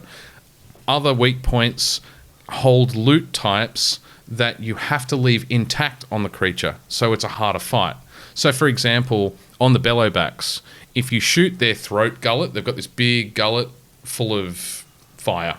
If you shoot that weak point and destroy it, then the whole creature blows up, loses half its health, and it can't throw fireballs at you anymore and makes the fight a lot easier. But if you want the loot that is in that gullet, the creature has to die with the gullet intact. So you have to go in planning what loot you want out of the creature if that's why you're killing it. I reckon you've just fucked up with your No, I reckon research, you've just Tom. told me something that I already fucking know. I reckon you just fucked up. No, I 100%. I know the exact part not to destroy, and I didn't destroy it, and it still didn't drop it, even though it said 100% success drop rate. If you left it, you should write a sternly worded letter. I'm not. I'm just going to wait for them to update it, and then I'll get it. But don't tell me I don't know what I'm fucking doing, you dumb bitch. I do like that the Stalker idea, where they had the Predator invisible armor, was expanded to a flying creature. Because I've got to tell you, that's a fucking scary fight. Yeah, it's like a giant. So bat. the dread. Yeah, so it's a giant vampire bat with massive fangs, and it turns invisible. And you've got no idea when you're going to get fucking ganked. It doesn't even have, like, the Predator, like, shimmery... Oh, it does. Okay. Oh, it does.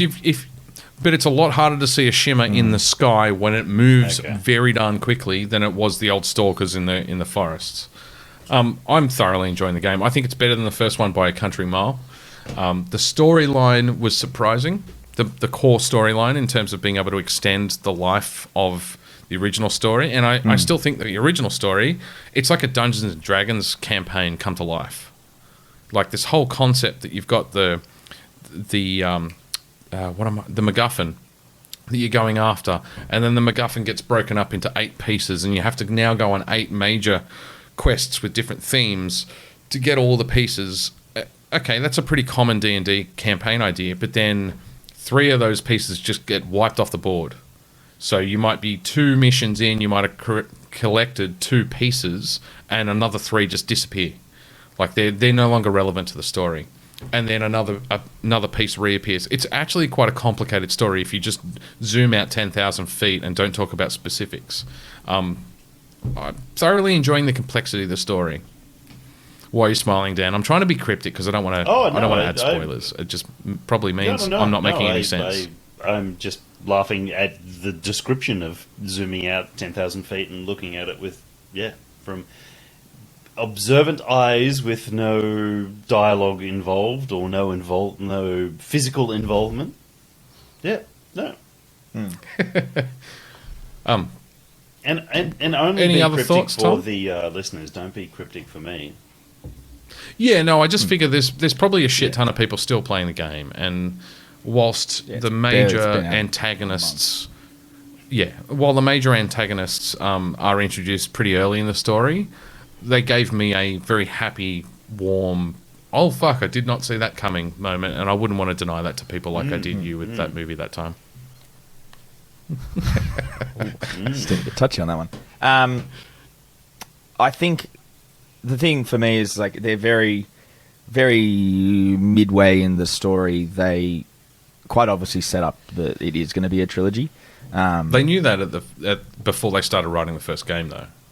Yeah, They wrote yeah, it but as like a trilogy. yeah, but for me it was just a bit too. It's just a bit too on the nose to suddenly have this new group of people appear and be like, oh, okay. And I'm sure it'll play out well when they do it. The tribes, there's the three main tribes. I think are really well fleshed out in terms of they have Culture. been and they just clearly are established, and it's all based on there's a desert clan, sky clan, and the lowlands clan, and they all feel different, but you can see that they would have all come from the same like origin Base kind of thing. people. Yeah, same group of people that would have survived the initial apocalypse, and then they managed, just because of where they are located, they had to kind of change just enough to survive. You can tell that they've done a shitload of research into real Northern American tribes and Polynesian tribes, and I don't know specifically where they've drawn inspiration, but there's too much cultural variation and cultural similarity amongst the three main tribes in this game, and then the difference between those three main tribes and the two tribes that you already encountered in the first game. They had to have done a lot of research to get that right, because it does feel fleshed out. Yeah, It's interesting. It feels it's they're essentially just one new people. So you had the three varied people in the first game. You have the Nora, the Osram, and the Karja, and then you've got the Tanakh, who are the new group, but they've split off into three, and it's really, really nicely and cleverly done. And don't forget but you also had the not the Banuk. Who were the Banuk, Frozen Wastelands? Yeah, so that was another tribe in the first game in the expansion, and again you're now talking about 6 cultures that are all believable and fleshed out sufficiently to be believable. And I've found it surprisingly intelligent the way they've integrated how would a base tribal people react to discovering old world magic, old world technology. Some of them are going to adapt easier than others. What would happen if you suddenly handed them a piece of tech that allowed them to rethink everything they've grown up knowing? Their entire tribal culture gets thrown in the bin in a heartbeat when you hand them a focus. How would they respond? Yeah. And I think the voice acting and the mocap acting throughout the game for the main characters, and you start to collect a band of merry men, have been brilliant.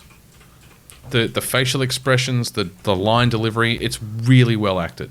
I think the best thing for me about this is obviously a bunch of the enemies do look pretty similar. And I think I talked about this with what was it, the rats Plague Tale, that I was killing the same French dude like every 2 minutes. Like they just didn't put any variation into their bad guys. Yeah, and it's the same here with the humans that you're fighting. You're right. They are similar enough, but like they, it kind of makes sense because it's all based on like tattoos and markings and stuff. That it's like, okay, sure, they might actually have different features, but they all look pretty generic. But it's like, that's what a tribe would, they would have through the yeah. crosshairs of my bow. They giant all look the bow, same. yeah, that's going to shoot explosive arrows at you. Yeah. Can you pad for another 2 minutes while I go grab another beer? Sure can. Do you have more to say? I could talk about this topic for the rest of the fucking podcast. I won't. No, nothing really more to say. Just I definitely agree. It's. I think the first game was good enough that I was going to be surprised how much they could improve on it, but they've managed to surprise me in that. There's the RPG elements. Actually, I need to go grab another beer. Can we come back to it? And I'm guessing I'm going to let him talk about this bit. Don't know exactly what he's going to say. I wouldn't. Yeah, it's a great game. I highly recommend it for anyone if anyone's been sitting on the fence. It's a big game though. You will be investing. Like the first game was big. It was a massive map, and they look like they've at least doubled it. Like it's huge. It was a bit daunting actually at first when you first look and see the, west area like appear all clouded over. I'm like, that's a big fucking map. That's going to take me a long time to get across. But So, yeah. so in saying that it's a big map, they've obviously given you a lot of traversal options to cover it quickly, rather than it being a big map. Well, you've got just mounts. a slog. Oh, it never feels like a slog for me, and you can fast travel, and I find myself frequently avoiding fast traveling because I'm just enjoying filling in all the gaps and all the little question marks and discovering stuff. The one thing that has pissed me off in this game so far is, like God of War, there's gated areas that require a tool to open up the area or to finish that little section, and you don't get that until midway through the game. And so you're constantly backtracking the same way you were in God of War with the brambles, the Hellfire brambles and that sort of stuff. Yeah. That pissed me off a little bit. It's a minor inconvenience because you do get the tools early enough in the game. I'm only about 60% of the way through and I can now do everything. But it still just bugs me as a game mechanic. But I did find the RPG variants pretty broad and impressively so. There's 5 main skill trees, six main skill trees.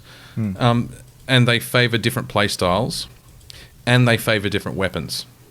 So I went in as a stealthy bow person to start with.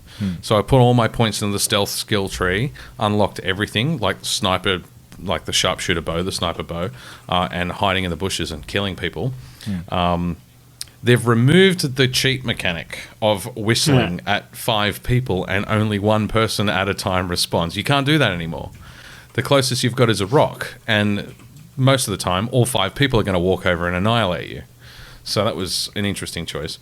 But you've got herbalism, so you can heal and survive longer. You've got the trapper, who puts traps down, and the traps have actually expanded significantly in terms of ingenuity. They've done a decent job. You've got the hunter, you've got the stealthy person, you've got the machine person, and you've got the melee fighter. So there's 6 completely different skill trees, favouring different styles of play. I thought that was quite impressive. Yeah. I don't know if you have, but I haven't really been... You get this new thing, like it's called a Valor Surge, and if you build up enough of this, like, you build up this meter, then you get to use, like, a ultimate attack kind of thing. I keep forgetting it's there. Yeah, I don't use it. I think that's the only thing that's not implemented well into that game. It's like, it tells you to use it, and it's like, it's part of the skill trees to unlock different and, like, level it up. I disagree, because the times that I remember, I kick some fucking ass. It does change the tide of... Yeah. It can easily change the tide of a battle. Oh, I'm sure it would, but I just always forget to use it. It's like... I use That's not on them, that's on you. No, but I think the game does a much better job of getting you to use the orange, like the little skills. The stamina. Like the stamina skills rather than the valor skills. I think the game definitely leans more into that. Well, yes, and they're designed to... You're right. It's a similar... So you've now got 3 mechanics. You've got concentration, which you had in the first game. So... Slows time. Sorry? It slows time. Yeah, to shoot. R3 to slow time. And it recharges and it depletes. You've got a similar mechanic for weapon stamina, but allows you to do one of 3 unlocked special attacks with your bows. And you can do them over and over and over again, as long as you've got stamina. And then you've got Valor, which you accumulate through various things like hitting the enemy. You get lots of Valor for like a stealthy headshot as opposed to a little if you just slap someone on the ass with your stick. And then that's the slowest mechanic to charge. But when you unleash that thing, it kicks fucking ass. So some of your Valor moves might be an area of attack, melee that lightning bolts everything in the vicinity. And now that I've fully decked it out, it kills anything that happens to be within 12 feet of me, as opposed to I'm going to boost my melee crit chance for the next 30 seconds, or the next 12 arrows I send out of any bow is going to be at 200% damage. Yeah. So it's I don't know. I think it's implemented as well as you could implement 3 competing mechanics that are very similar. Yeah, okay, fair. I just, for me personally, I just find it's a forgotten. You forget. It's a forgotten and I tactic, have to and I have to force myself to remember it. Yeah, but I don't forget to use, like, the stamina skill to, like, because I always have the one to knock 3 arrows to my hunter bow. I always remember to do that.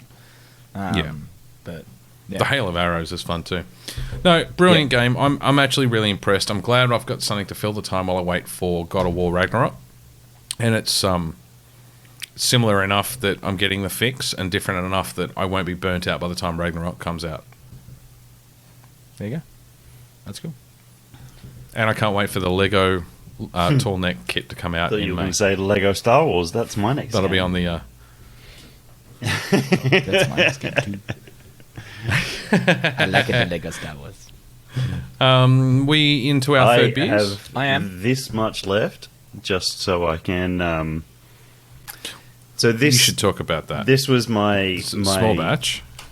confusion-based beer that I had. Is that you've got the same one, have you? Oh, did you grab the same one? I was completely confused when I started drinking it. I'm like, there's so much vanilla in this and spice. Is like, what the fuck? Is like, I haven't washed my glass out well enough from that white stout. But it's the cola, the cherry cola, and it's bang on. Like, there's so much spice character in there, cola nut and cinnamon spice. There's cherry character there.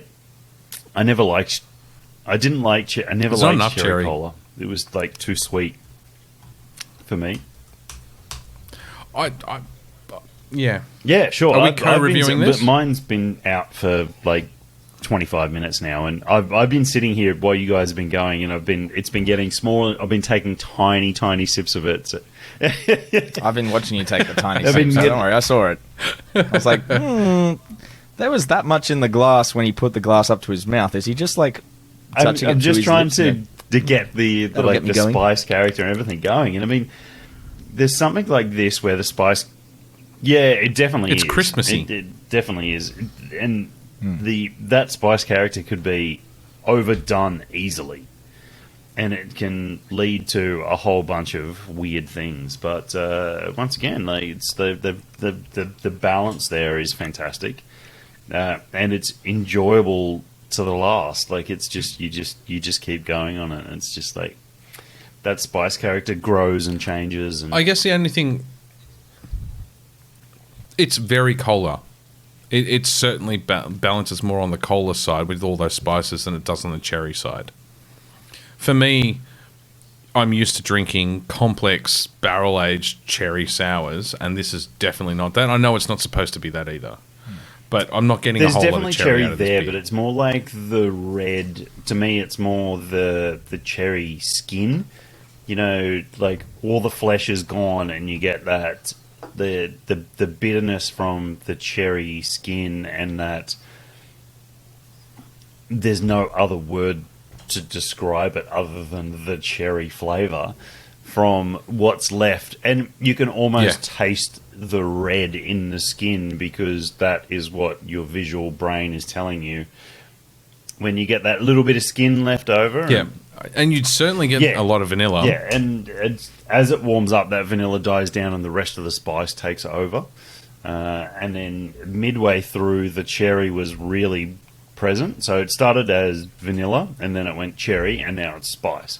And it's developed in those layers as it goes on. And that's cool. I do like a beer that does develop over as it warms up and opens up. I wouldn't say it's developed, because it's just changed. It's just, develop was the wrong word. I know what you mean, and I definitely agree. I just articulated that incorrectly.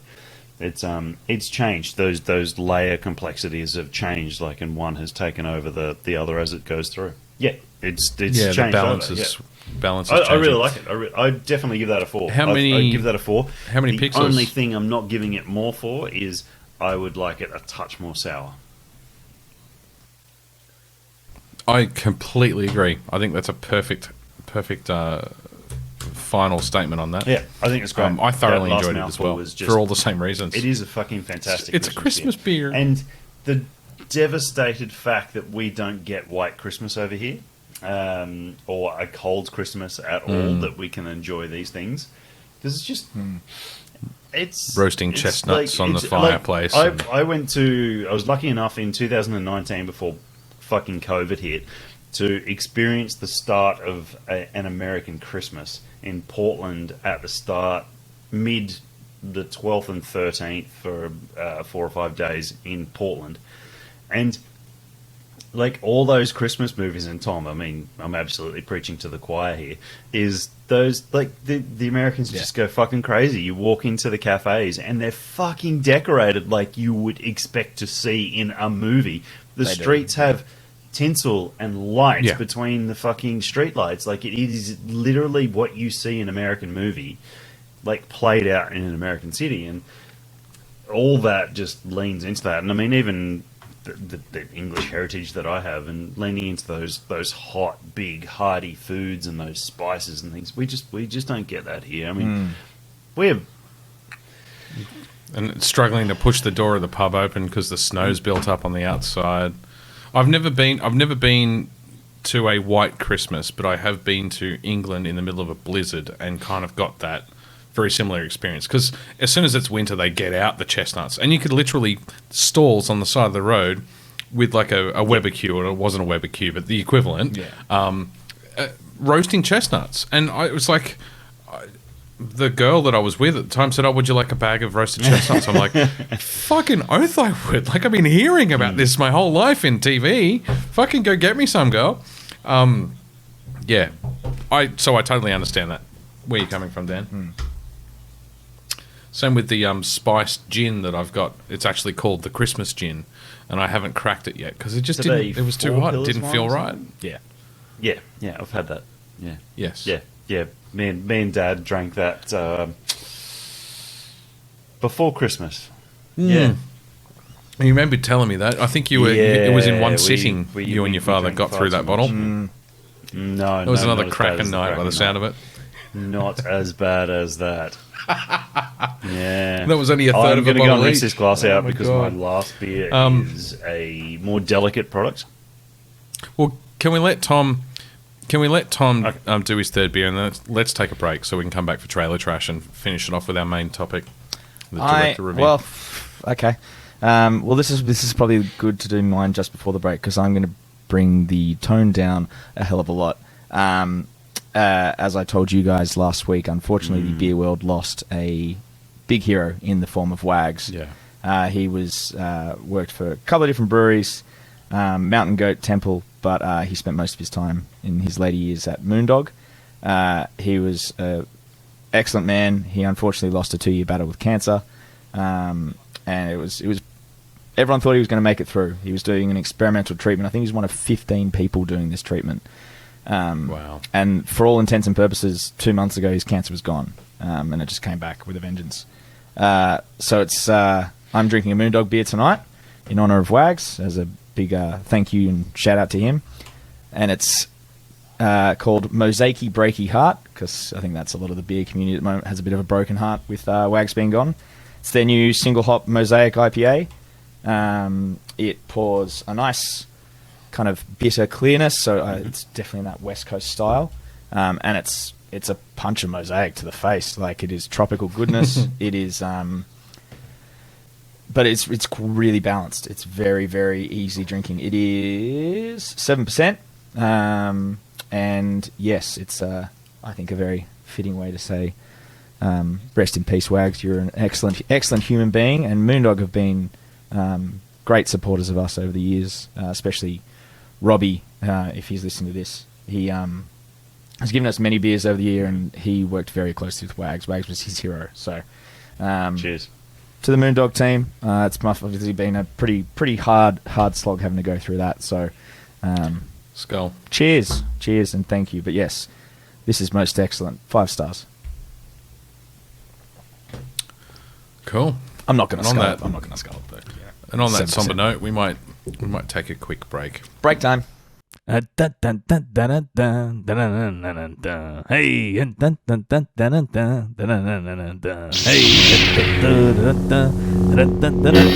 Hey!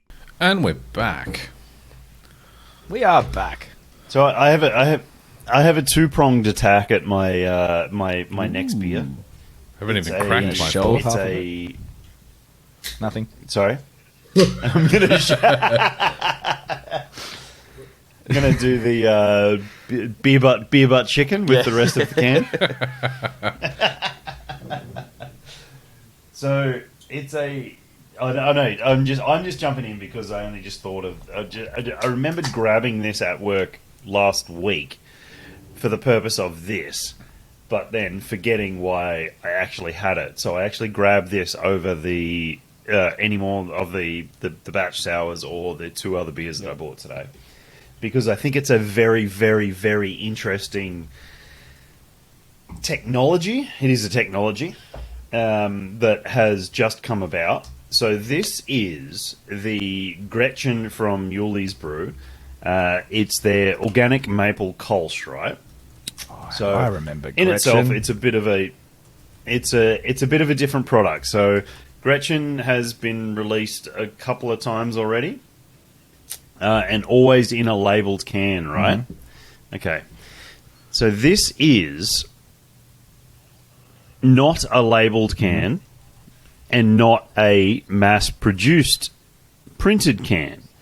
This is a to-order printed can that East Coast Canning is now doing over labeling, printing labels and pre-labeling cans. So it's a fully printed can. The technology's not quite there, and I've spoken to some people See in the some know flakes at that the top there where it meets the lip. yeah, that's exactly what I was looking for, but I couldn't quite see it in the light. So when the condensation, it lifts the clear coat a little bit. It gets under it. So apparently, I've been told when it dries out, it's perfectly fine. You can't tell the difference. But it's a fucking printed can to order for limited small batches. So the days of running labels underneath the ridge only and having the silver, the black, the white, or whatever your stock seasonal can might be potentially Coming to an end. on its Yeah. way out. And a fully to-order printed can might be the way of the future. I don't know whether the technology is going to make it to that point, but the big fact is why I wanted to bring it along here is there is no more label join. Yeah. So there's Seamless. no more accusation points for me. Oh, Dan, if I could show you this, me. it's pretty bad. Gotta say the beer was good, but that's, wow. That's a country mile out. Wow, yeah, okay, that's a good 2 mils out. Yep. 2 or 3 mils out, but I just it's barely been used. So this is the actual first one I've ever held in my hand. I heard about this technology probably 6 months ago from our label guy. He said, "Look, this is happening. We're looking at potentially the idea of buying one, but apparently the footprint for the machine to print these cans is massive." I'm just Like, looking at the it's tech huge. now. It's really interesting. Okay, and I've got a few videos to have a look at, and my label guy sent them through to me. But it's very interesting how far we've come, not just as a brewing industry and what we're brewing and how we're offering it to customers at venue. We're now taking that leap on how we offer it for you to have this at home in a more, and this is just a fucking aesthetic thing, like. It could have a fucking label on it, and it's going to But have you know what, Dan? There's no fidelity. Other than marketing, it's what sells beer. When you've got 400 craft beers in a fridge, the can that jumps out is the one you're going to grab. It's that simple. And there's no fidelity lost. Like, it's not going to come across in the camera at all very well. But there's no fidelity lost in the printing of the label. Everything is there. It's all it's not going to come across in the camera, but it's all 100% legible. It looks exactly how it would be if it was on a printed can or a printed label. It feels different. It has a matte It's sort an of aluminium feel. No, it's not. Well, it's not. It's a using- print Yeah, okay. feel. It's definitely. It's not slick like a matte print on a can. You can definitely feel the print, like obviously where the can has had some imperfections in it when the print has gone onto it, so you can feel some wrinkles in the print. They're not visible. I'm not saying they're visible, but there is where the can has, like aluminium cans when they're empty are fragile as shit. So any pressure on it is going to cause a wrinkle, and you can feel that slight change in the print when it goes over it. And I reckon if I stuck my nail in it, I'd probably be able to pull the print off, and I'm not going to. But to me, it's an amazing technology. It just shows how far other industries around us are developing because of the consumer base. People are wanting to buy, so we're experimenting with the products that we're making, and our suppliers are experimenting with the supplies that they're able to deal to us. And I just think it's and I've probably said this for the last 5 years we've been recording, I think this is a very exciting time to be part of the industry. This is what turns me on about technology, man. I mean, as time goes on, consumer is king. Every company knows that. It's driving technology forward in weird and unusual ways, and occasionally, once every 120 years or so, you'll get a blip, like a pandemic, that will push technology in a specific direction really, really quickly, well before anyone was really felt ready, only to realize that, actually, the tech's been around for 20 years, guys. You just haven't fucking adopted it. Like homeschooling through video calls, like being able to seamlessly send your staff home and have exactly the same working experience as they would if they were in the office for white-collar workers. Labeling cans, the printing technology has been pushed by the whole movement of 3D printing. I mean... I would almost guarantee that it's all evolved side by side. To the point where companies like Games Workshop and Final Fantasy Flight Miniatures are starting, or Fantasy Flight Games, are starting to look into, and none of them have committed to it, but starting to look into, do we even bother selling miniatures anymore? Or do we sell non-fungible tokens that you are able to print on a 3D printer at home? So you're still going to pay us for the same as you would have if you bought the miniature, but you're also going to have to fucking print it yourself, because the resin UV prints these days, 4K and up in terms of resolution, those miniatures printed have 10 times the quality of anything you'd go into a store and buy traditionally, unless it was made out of pewter.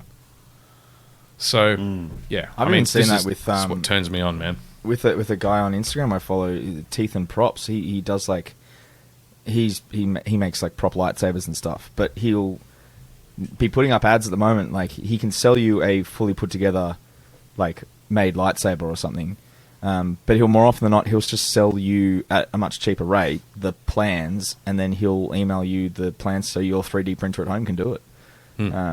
It's coming up a lot more now. Yeah, cool. How many pixels How's out the of beer? 5 pints? You know what? I had that massive spiel about it and about the can and the printing technology and everything like that, and I hadn't even tasted it. I laugh so hard if it's a 1 out of 5. No. You started talking, and I actually tasted the beer, and it tastes like, I'm not actually sure I've ever had this before.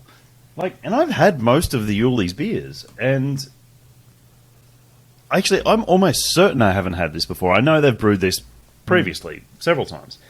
It tastes like a dark beer. Like, it's the maple character. And I've spoken to the brewers about... I know the brewers, obviously, very, very, very well. And I've spoken to them about how they brew this beer and how the maple edition comes about in it. And it's a Kolsch. Like, it is Right. It's a lager at ale at lager temperatures. Oh man, Can't remember which way around bad. it is. I can't remember which way around it is. Keep talking. Anyway, fuck it. It's a beautiful light Straw colour. no malt character beer, straw colored beer. The maple is so rounded, it tastes like a dark maple beer. Like there's no bitterness coming through the maple, which can come through because maple is, in its pure form, is quite bitter. There's very little to no malt character to back up that maple character and round it out. It's just a light Kolsch beer with a whole bunch of maple character, and it's really fucking good. Really good. I don't know how many I could drink in a row, Palate fatigue. for the terms of hitting... Yeah. But sorry, burp and speaking at the same time. For the fact of hitting the brief, absolutely nails the brief. So, yeah, four stars. 4 pints or pixels or whatever. 4 pints out of 5 pixels. Tom, what are you drinking, mate? Yeah. I'm also having a Yulli's beer. My fourth. I am also having a Yulli's beer. I would like to point out to the listeners and viewers that at no point do we plan what we're drinking anymore. We just go, get your own beers when you're at home. Unless some good Oh, Samaritan ships me a bunch of sours when my beer fridge is empty. And I probably should point out, this was given to me by Yulli's. I didn't pay for this. This is not a paid endorsement. This is a purely on the fact that I love the technology that's coming about with this, and that was a 100% genuine review of the product. Cool. As all of our reviews on this podcast have ever been. Yes, I just wanted to point that it's out. good to remind them that. I did pay for this beer, though. This is the Yulli's Dad's Army. This is their... They do a barrel-aged... It's an Imperial Stout. They change it every other time. So this is Chris's barrel-aged Imperial Stout. It was aged in Starwood whiskey barrels for 3 months. Comes in at a... Starwood whiskey. Yeah, from Melbourne. Comes in at a delightful 9.4%. The only I was actually gonna crack a Deed Stout I had there, but it was 12%, and I do have to actually get up in the morning at a decent enough time.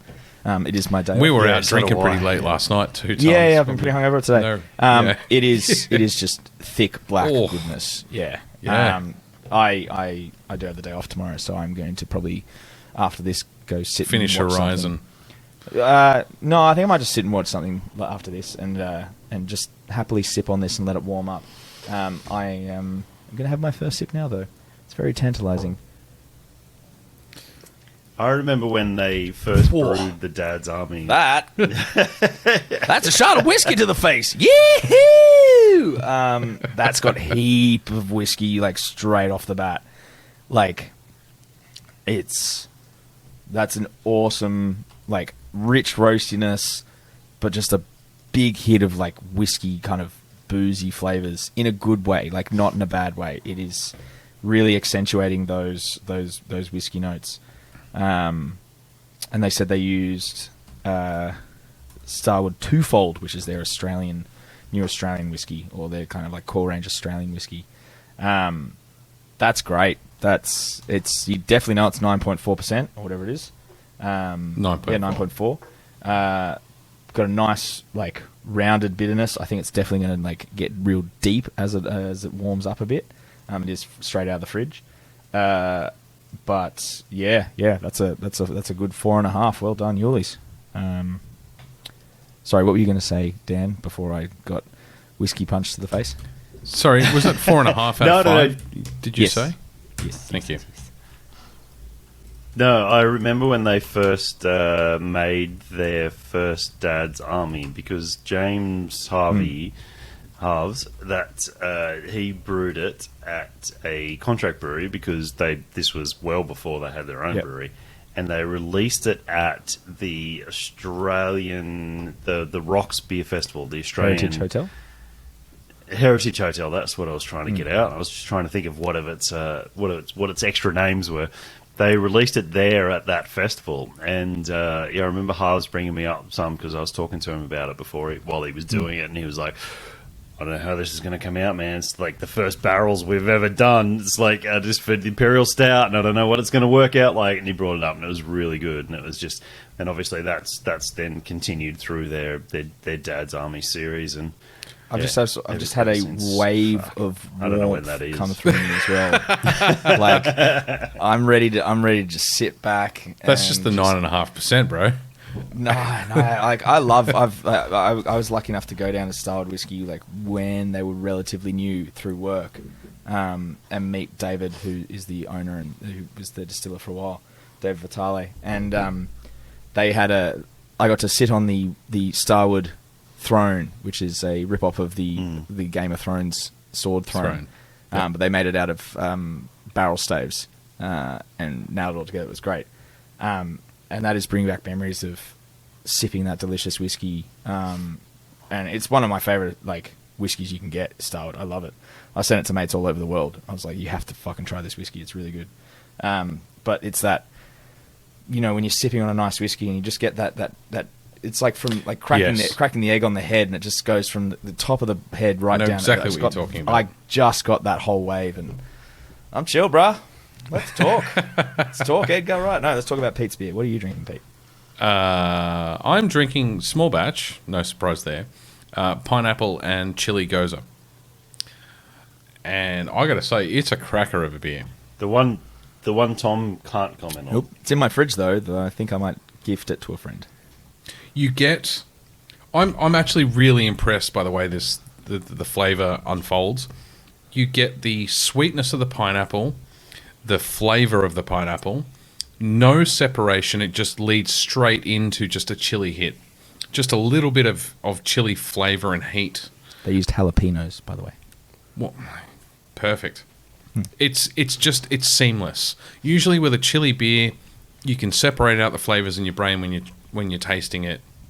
There are notes as you drink it, as it hits the palate and you swallow it. You can actually feel the various flavours separate out. With this, you just get the charred pineapple almost. You get the sweetness, but you also get a little bit of bitterness, and then it goes straight smoothly into the chili. It's fucking fantastic. The only thing that I would say is I reckon at 5.1%, they could have dialed up the ABV just a little bit. It would have reinforced the burn. It would have seamlessly like extended out from that chili note. Why do you disagree, Dan? Because I disagree, because I think everything needs to take a fucking step back and come back from fucking 7-8+ percent to these 5s through 6.5. That's all you need. 5 through 6.5. And Tom and I were drinking the 10% microdosing series. Was it One Drop? Mountain Culture. Mountain Culture. We made our way through a couple of those last night. 2 of them at least. Yeah. Yeah. That oyster stout was really good. That Burnley oyster stout, that was great. Yes, it was. That's a cracking beer. I'm giving that a 4.5 as well. I'm very impressed. And the one thing I will say is the salt water is quite prevalent as an as a finish. Mm-hmm. So you get through the pineapple, the sweet notes, you get through the chili heat, and then you end up with salt water in your mouth. And it's actually quite complimentary, which is not something that you would expect when you describe it. Yeah, right. I'm just reading Dan's expressions. You don't like the I'm leaving you with salty things in your mouth. I knew that's where you were going. All right, let's quickly get through trailer trash.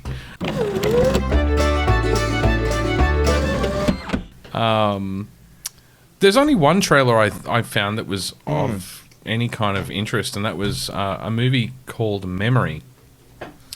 It stars Liam Neeson. Subtitle: Liam Neeson gets angry again. God, I was just about to look it up, and you said stars Liam Neeson. I'm like, no. I enjoy the Taken series. Okay, the third and the fourth and the 12th. It's getting a bit long in the tooth. I enjoy the Taken series, but every other fucking movie that has him after that, it's like half of him, and then every other fucking secondary cut of him taking somebody out is a back shot where it's a stunt double. Because he is an old man. All the same shit. He's an old, lanky, tall man. I don't have a problem with that he's an old man. No. I like Liam Neeson. I have massive respect for Liam Neeson. And I wish Liam Neeson did less of this garbage. But that's all he said. He just wants to do that. He wants to do these. He's like, he just wants to... all he wants is a part in Expendables 5. That's his life goal. Yeah, probably. He just wants to be one of the old fucks in that movie. And he's rapidly approaching I just want him to do more Family Guy, and I'll be happy. He does have a very distinctive voice, and I actually think he would be... I don't know what his acting chops are like. He comes across as a decent actor, but I don't know if he's Shakespearean trained. But I'd love to hear that voice doing proper, like, drama. Like Patrick Stewart style Shakespearean era acting. Yeah, I'm not quite talking that level. I reckon Liam Neeson should read that book, Go the Fuck to Sleep. And I'm going to look that up. Is it Samuel if Jackson? There's a Liam Neeson? Samuel Jackson did it. There's quite a few. The chick that we grew up watching on... Noni Hazelhurst did it. Thank you. You knew straight away. Yep. Oh, really? Yeah. PlayStation lady. PlayStation. Play School. Play School lady. Play School. Yeah. No, there's no Liam Neeson Go the Fuck to Sleep. But No. look, the movie itself looks like a mashup of Taken and Memento. That's kind of what I took away from it. He's going a little Directed bit crazy. by the guy who did Casino Royale. Yeah, which I actually think speaks highly of the potential for the movie, because Casino Royale was a good fucking movie. Yeah, It's the best. I was just going to say that we've had since. It's the best Bond we've had since Casino Royale. Yeah. Casino Royale was the best Bond since Casino Royale. Wait, Yes, because it was a. There's two of them. No, I got it. Yeah, right. Sorry, that just computed. You need to take a step back, Shonny Jim, and have a think. No, I think it's definitely across the board. It'll be another action Liam Neeson movie. I still think he was underutilized in the Star Wars series, and I enjoy watching his films. Those are random thoughts sewn together into a sentence. Bottles to his knuckles and then cracks them and goes to fight a wolf. I'm like, you're a badass motherfucker right there. Yeah, that's awesome. So I mean, it was the only trailer that kind of stood out for me. Yeah, there wasn't much else. Yeah. He seems like a man that has a fantastic sense of humor for all the shit that he does, but then he just doesn't do anything that's him as the main humorous. Like, I know that doesn't make sense, but he's not the comic relief. Yeah, but the thing is, he does a whole bunch of shit. Like my Family Guy reference is there's a whole episode where Peter goes and is the assistant to Liam Neeson, and it's Liam Neeson doing the voice of Liam Neeson, and Peter is the assistant to Liam Neeson. It makes him do all of this weird shit, and he delivers it deadpan, like so dry, and he just gets him to do it. And it's just. He's the comic relief there, and if you just took Liam Neeson and put him as the main character in something comical, I think it would be amazing. I think that is something that he needs to lean into and get away from this action quick hero, cut, Bourne identity, Bourne. He's past his expiry date for those kinds of movies. And that's exactly it. And I think I would love to see him move on from that and be this deadpan comic actor that he definitely has the ability to do.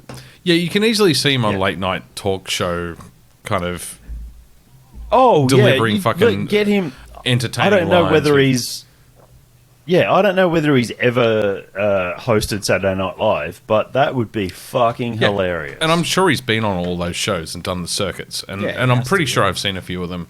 And you're right, he's a genuinely funny guy too. Probably most of them have been Taken skits, or they've probably been variations of the phone call that he makes within the first 20 minutes of the first Taken movie. They've probably been all those. I have a certain set of skills. Yeah, he's almost certainly become like remember that South Park episode where it was Rob Schneider is the carrot, like Rob Schneider is a stapler. He's kind of just become that now. It's just like Liam Neeson is killing someone again. Like it's just it's hard not to go into a Sean Connery voice. Yeah, no, it really is hard. I watched that trailer just in one of our breaks before, and Pete came back and he's like, "You're so still," and I was like, "Yeah, I'm watching a Liam Neeson trailer." He looked like he'd crashed His If I face was move- like he was really? 100%. But if I move, Liam Neeson will kill me. It's like staring down the T-Rex in Jurassic Park. It's like, don't move. Yeah. No, All right, let's- I'm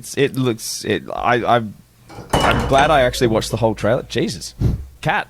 Loki's there. But the opening 30 seconds of that trailer, it's just him walking up to a window and shooting someone. I was like, I'm not watching the rest of this. It's going to be all the same shit. But then I watched it and I was like, oh no, it does, like the whole memory loss thing does look kind of a little bit fun. But Yeah.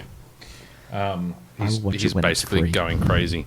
And obviously there's going to be some sort of conspiracy theory there, and they were, making him crazy with the tablets that they were telling him was going to solve his craziness or some shit like that. Yeah. Anyway, let's move Guy on Pearce to... and Monica Bellucci's in it. And It was the only reason to watch the remake of V for Victory was... V for Vendetta? V for V for Vendetta, Victory? sorry, my Yeah. bad. Okay. And Monica Bellucci isn't in V for Vendetta? She was in Matrix 2. Yeah, she was. She was in 2 and 3. But Who am I yeah. thinking of? Well, Natalie Portman was in V for Vendetta.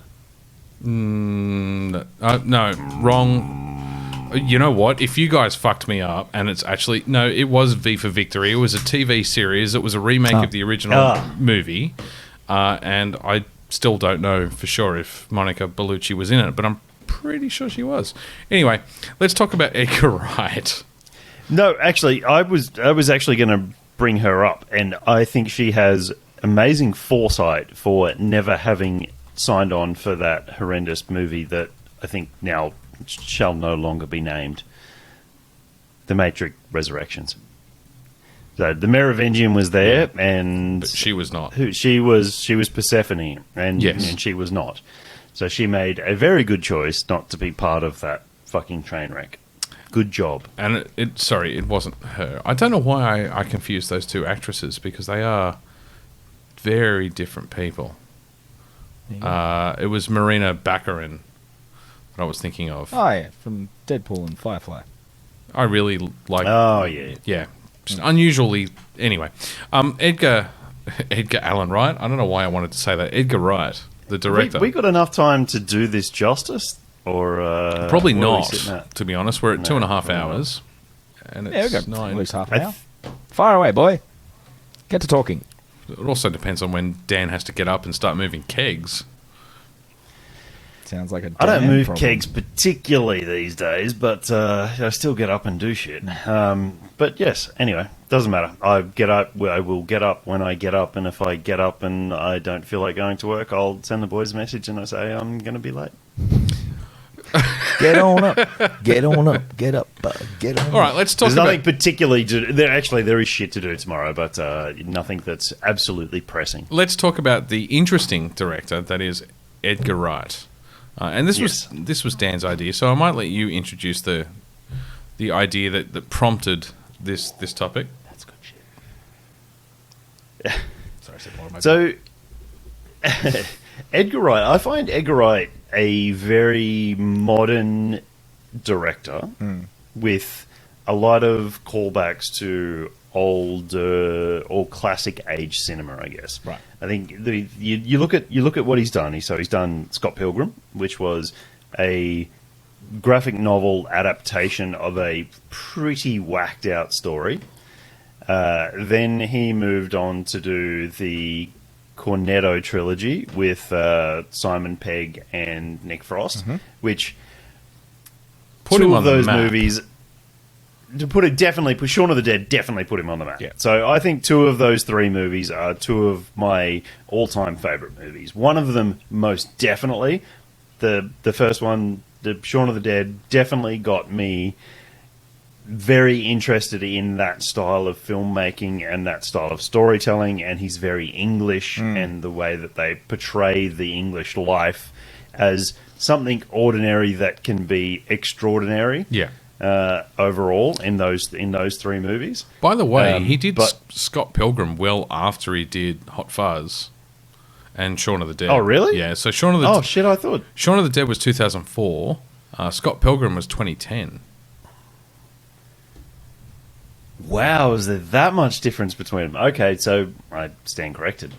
Sorry to cut you they're off. quite- I didn't go out of my way to correct you. It was just it was an interesting point of fact. Definitely.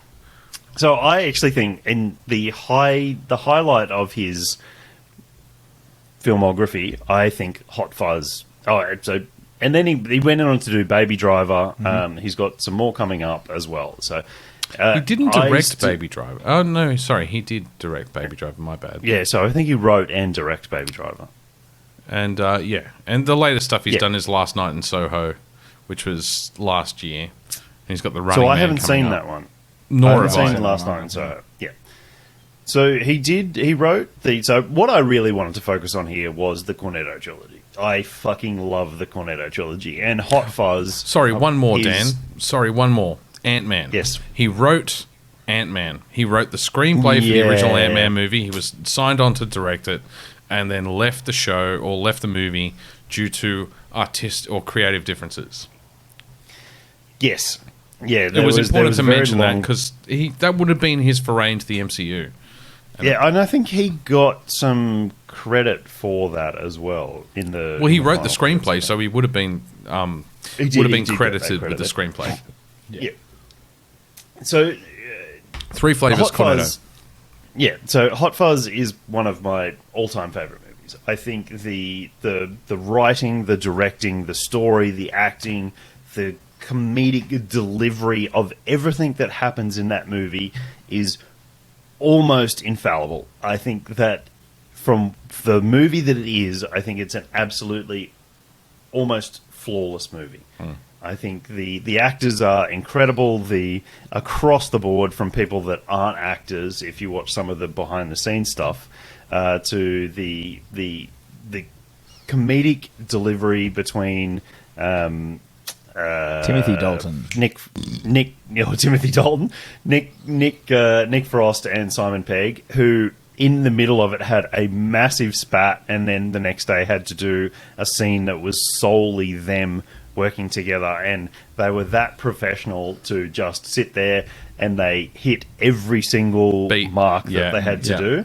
And you go back knowing what scene it is, and you look at them two in it, and you go, you guys have been doing this together for years. Like, you don't think they miss a beat. But they were apparently having a huge spat in the middle of this filming. But the rest of the cast around this movie is fucking brilliant. Martin Freeman, Bill Nighy, I think that's yeah.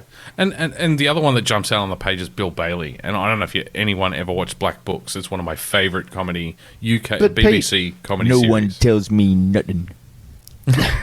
But Pete, they are the tiniest characters in Hot I know. Fuzz. But so Bill Bailey has two parts: him and his twin brother, who they man the desk, and he has like. But it's such a perfect role for him too, though. That's him. That's his persona on stage.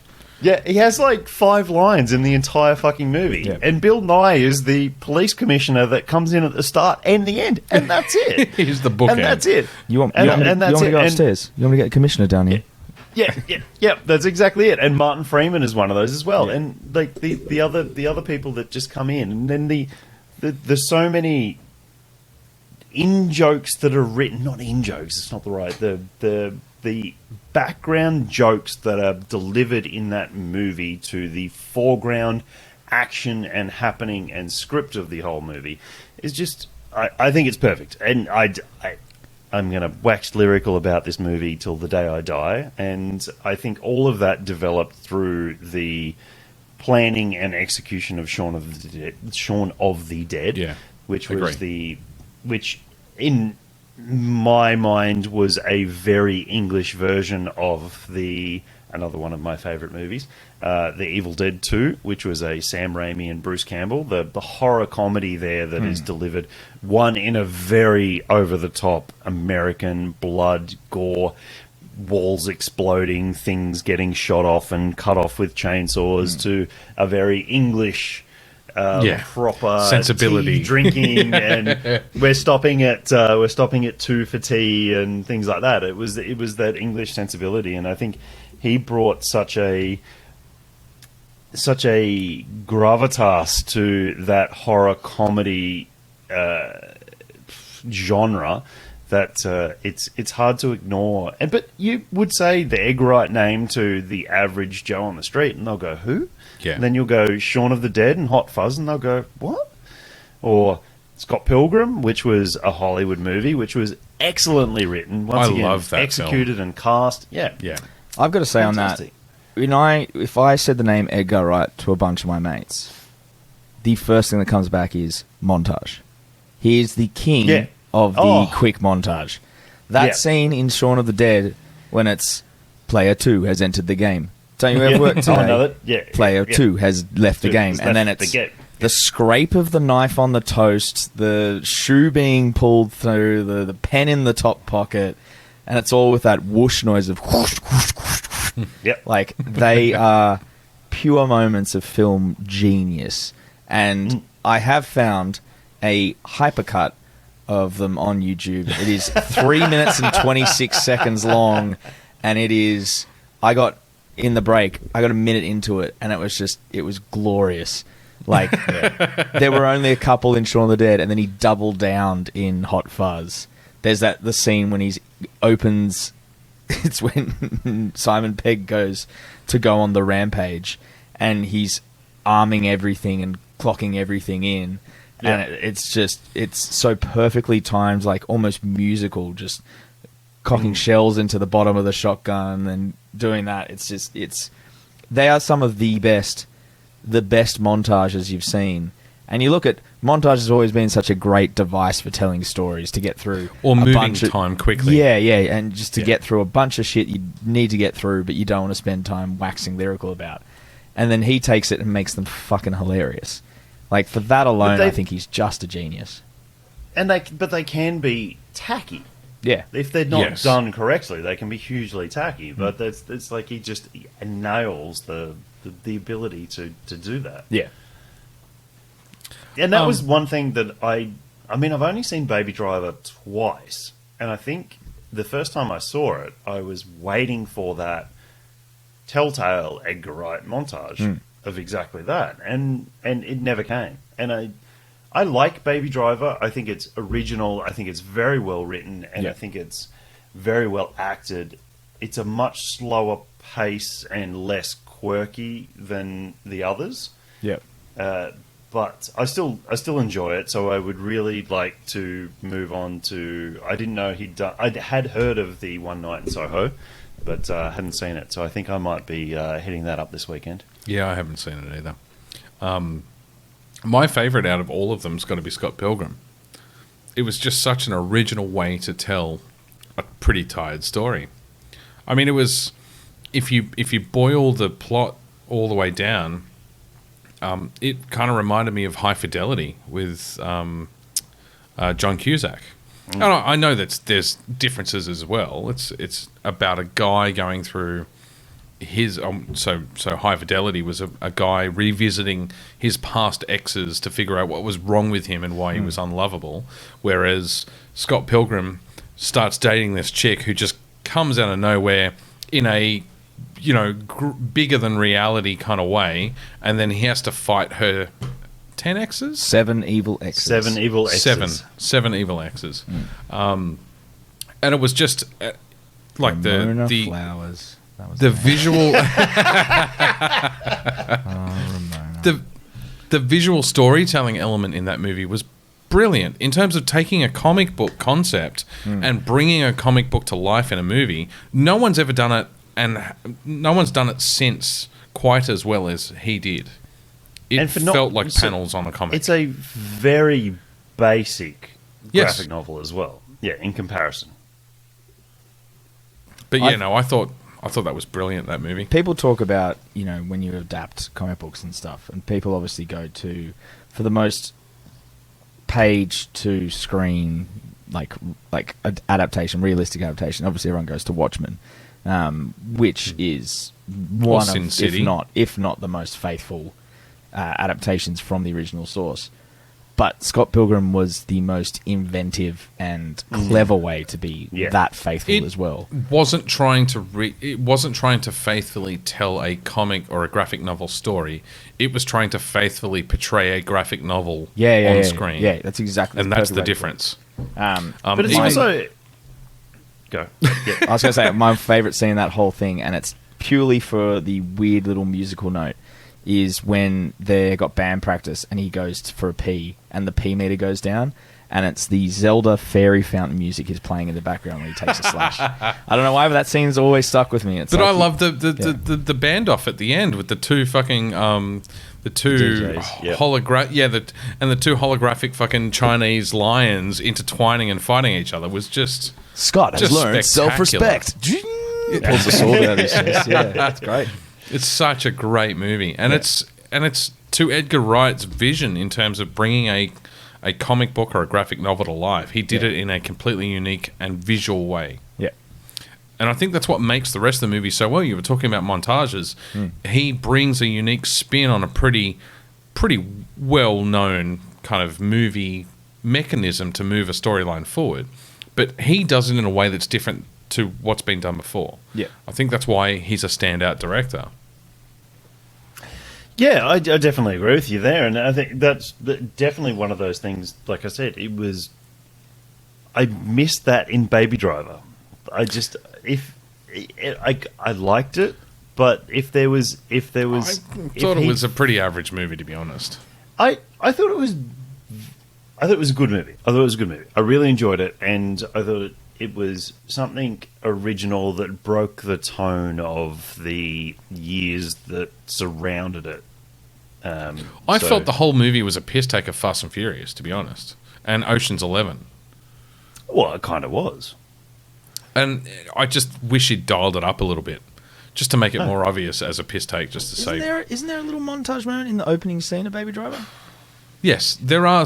I'm sure there's more than one montage in Baby Driver, in fact. Yeah. But I just felt that it might have been a little bit subtle as a piss take.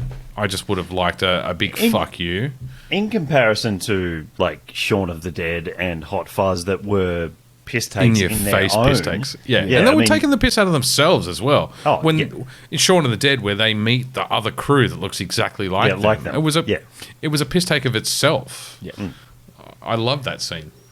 And... I mean, the foreshadowing that happens in Hot Fuzz, I remember watching it for the first time, and it was well before that the internet spoiled everything for you, and watching it for the first time and not really knowing and just sort of expecting some English village murder mystery movie. For the greater good. For the greater good. And then getting that and getting for the greater good, like getting everybody that was involved. And you get to the scene where he gets chased he's chasing the hooded person after the floral shop lady gets killed with the shears. And you're like, how is that Cousin person like sissy. that far? How is that person so far in front? And then you get for the greater good, and then you see the montage of the people standing beside, and the next person was there, and and you start to run the logic of that through your head, and you're like, well, that person had to be there before that person could step aside, so they could be running before that person got there, and it doesn't make sense, but in that world that he's created, you go, yeah, well, they did that. They planned that because they knew he was going to be there to do this. And it's just this weird logic to everything that he does and the world that he creates. And it doesn't feel like there's plot holes there. I'm sure there is, don't get me wrong. But it doesn't feel like there's plot holes there. I guess it unfolds quite well. On the fills the void as well. Yeah. Like, you don't want to believe that Tim Dalton is... I'll be right back, sorry. All good, man. You don't want to believe that Tim Dalton is part of this villainous thing, but he keeps saying shit like, looks like the good director lost his head when he's been decapitated in the car accident. It's like, no, it can't be that on the nose. Like, he can't be, like... Yeah, and then But that's the genius of him flipping your expectations of him not being that obvious back to being like, no, I was being that obvious, and it's that little switch. But then switch and bait. Flipping it again because it's everybody and not just him, and they're all involved into it. And there's just and I'm sure you and me have very similar humor, Tom. So there's points where the Simon Pegg and Nick Frost are talking to the two detectives, and there's one line there. It's such a throwaway line, but it's so foreshadowing. And one of the detectives said to him is, you want to be a big cop in a small village? Fuck off up to the model town. Yeah. And the model town is where the end fight ends. scene, yeah. And they end up with the big Godzilla sounds walking through the fucking model village. Let's fuck off up the model village. And I want some ice cream. It's just little things like that are just, to anybody else, they're throwaway lines, and no other director would hone in on that 10 seconds of fuck off up the model village, and the entire final fight is in the model village, and he's a big cop in a model village. Like it's just those ridiculousness things that Hot Fuzz that just make me happy. It is a fucking happy place for me. Hot Fuzz I was saying place. to Pete last night when we were talking about it at the pub, it was just like, that's the movie that when we have nothing to watch and we just want to watch something, Emma and I put that on. Yeah. That or Shaun of the Dead. I've only seen... got red on you. You got red on... No, it's orange, mate. I've only seen World's End, I think, twice, maybe 3 times. It was... I don't know why it fell so short. It felt like it fell so short.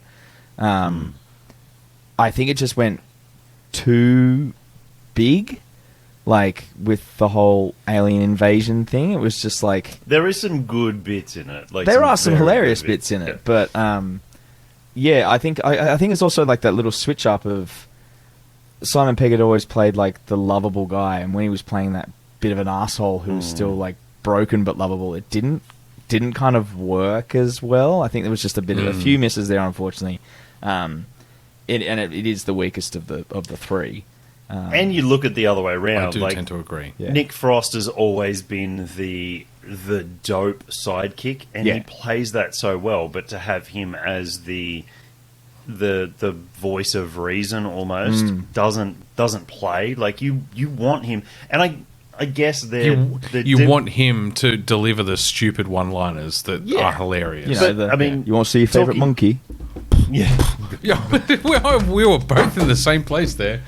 But I guess that goes... It's on random. That goes... can I get any of you more the drink? Market Pete, yep. I think it goes to everything we were just saying, Tom, is like that in Hot Fuzz he flipped everything up. In World's End he flipped everything the other way. And I don't think it lands as well because he didn't lead into the strengths of those actors that were playing those parts or what they had preset in the other movies. But I guess that's a good thing that he wasn't being like, they're going to be typecast as, once again, you're going to have the smart, I wasn't even necessarily the smart. In Hot Fuzz, he was obviously a very clever detective, but he was so dry. Compared to Sean when he's just like a bit bumbling, and then he's just this arsehole character in The World's End where he's just like, still living on his glory days that don't mean shit. I like... It's just... I think it's just the way he played... Like, Simon Pegg unfortunately doesn't play a lovable arsehole. No. And you can take that out of context as much as you want. Like, he just came across as a real dick, and I was like, I can't get on board with you. Yeah. Particularly after watching 2 movies where the expectations have already been set, and you kind of go in and say, this is going to be another breath of fresh air amongst everything else I'm watching in Hollywood at the moment. Yeah. And then he kind of flipped the script on its head. And I think as a trilogy, it was a good way to shake things up. Yep. But in the broader context of why you are watching an Edgar Wright movie as opposed to everything else going on in Hollywood, kind of broke from that. It broke from the recipe that had been tried and proven to be perfect. I do like that. Sorry, go ahead. No, there's just one line in World's End that breaks me, and I will watch the entire movie to get to this point because it's literally right at the end when Simon Pegg's talking to the alien voice done by Bill Nye. Yep. And he talks about there's only one forget the character's name, and the comedic timing of the alien saying something back to Simon Pegg, and he goes, "Fuck off." it just is delivered so beautifully that I know it's editing and it's cut to be perfect, but it just, I think the way that the whole scene is done, that you can get things that are edited right so the right line is said at the correct time, but the tone is wrong because they're not continuing the conversation. You know that it makes it like from a editing perspective, because you're right, you can trim down segments so that the delivery of timing is right on beat.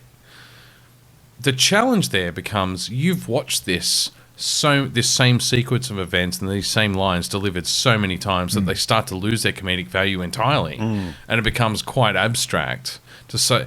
It requires a strong vision to say, no, that's the timing I'm looking for and we haven't quite gotten there, because you've played that whole thing back 5,000 fucking times and you start to lose sight of where you were going in the first place. So yeah, it's actually quite a testament to a lot of the film editors that they can maintain that connection and that alignment to where they're trying to go. I don't know if it adds any weight to that, but in terms of looking at how we're saying The World's End is like the weaker of the three, but Edgar Wright wasn't involved in the writing of that. It was just Simon Pegg and Nick Frost. Whereas Shaun of the Dead and Hot Fuzz were written by Edgar Wright and Simon Pegg.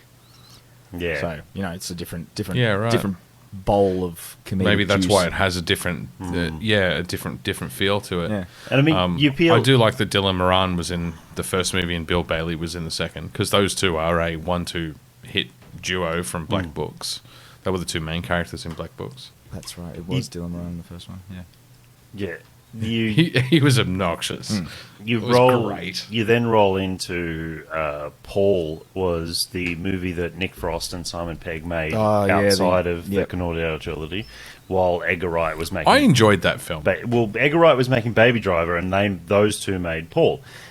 And I definitely... Paul's probably more aligned to the rest of those movies. It is, but it still doesn't have that excellent directorial, editorial... There's the cerebral comedy layer above, Yeah.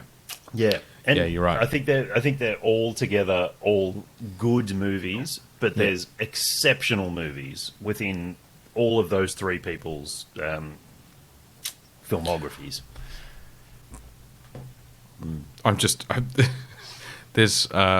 I've got IMDb. I need to close it because they're doing a comparison of all the piss take movies, all the movies they took the piss out of in Shaun of the Dead. Yeah.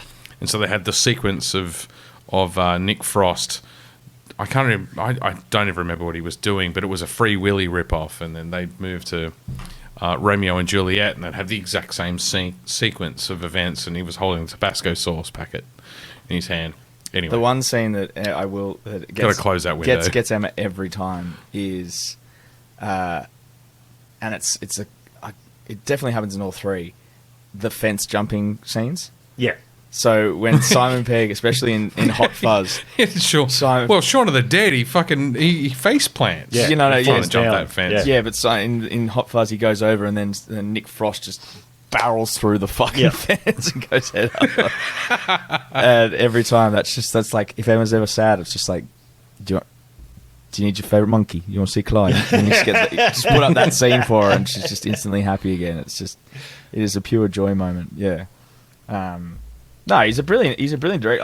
I really want to watch this One Night in Soho now. It looks a bit fun. It wasn't advertised all that heavily.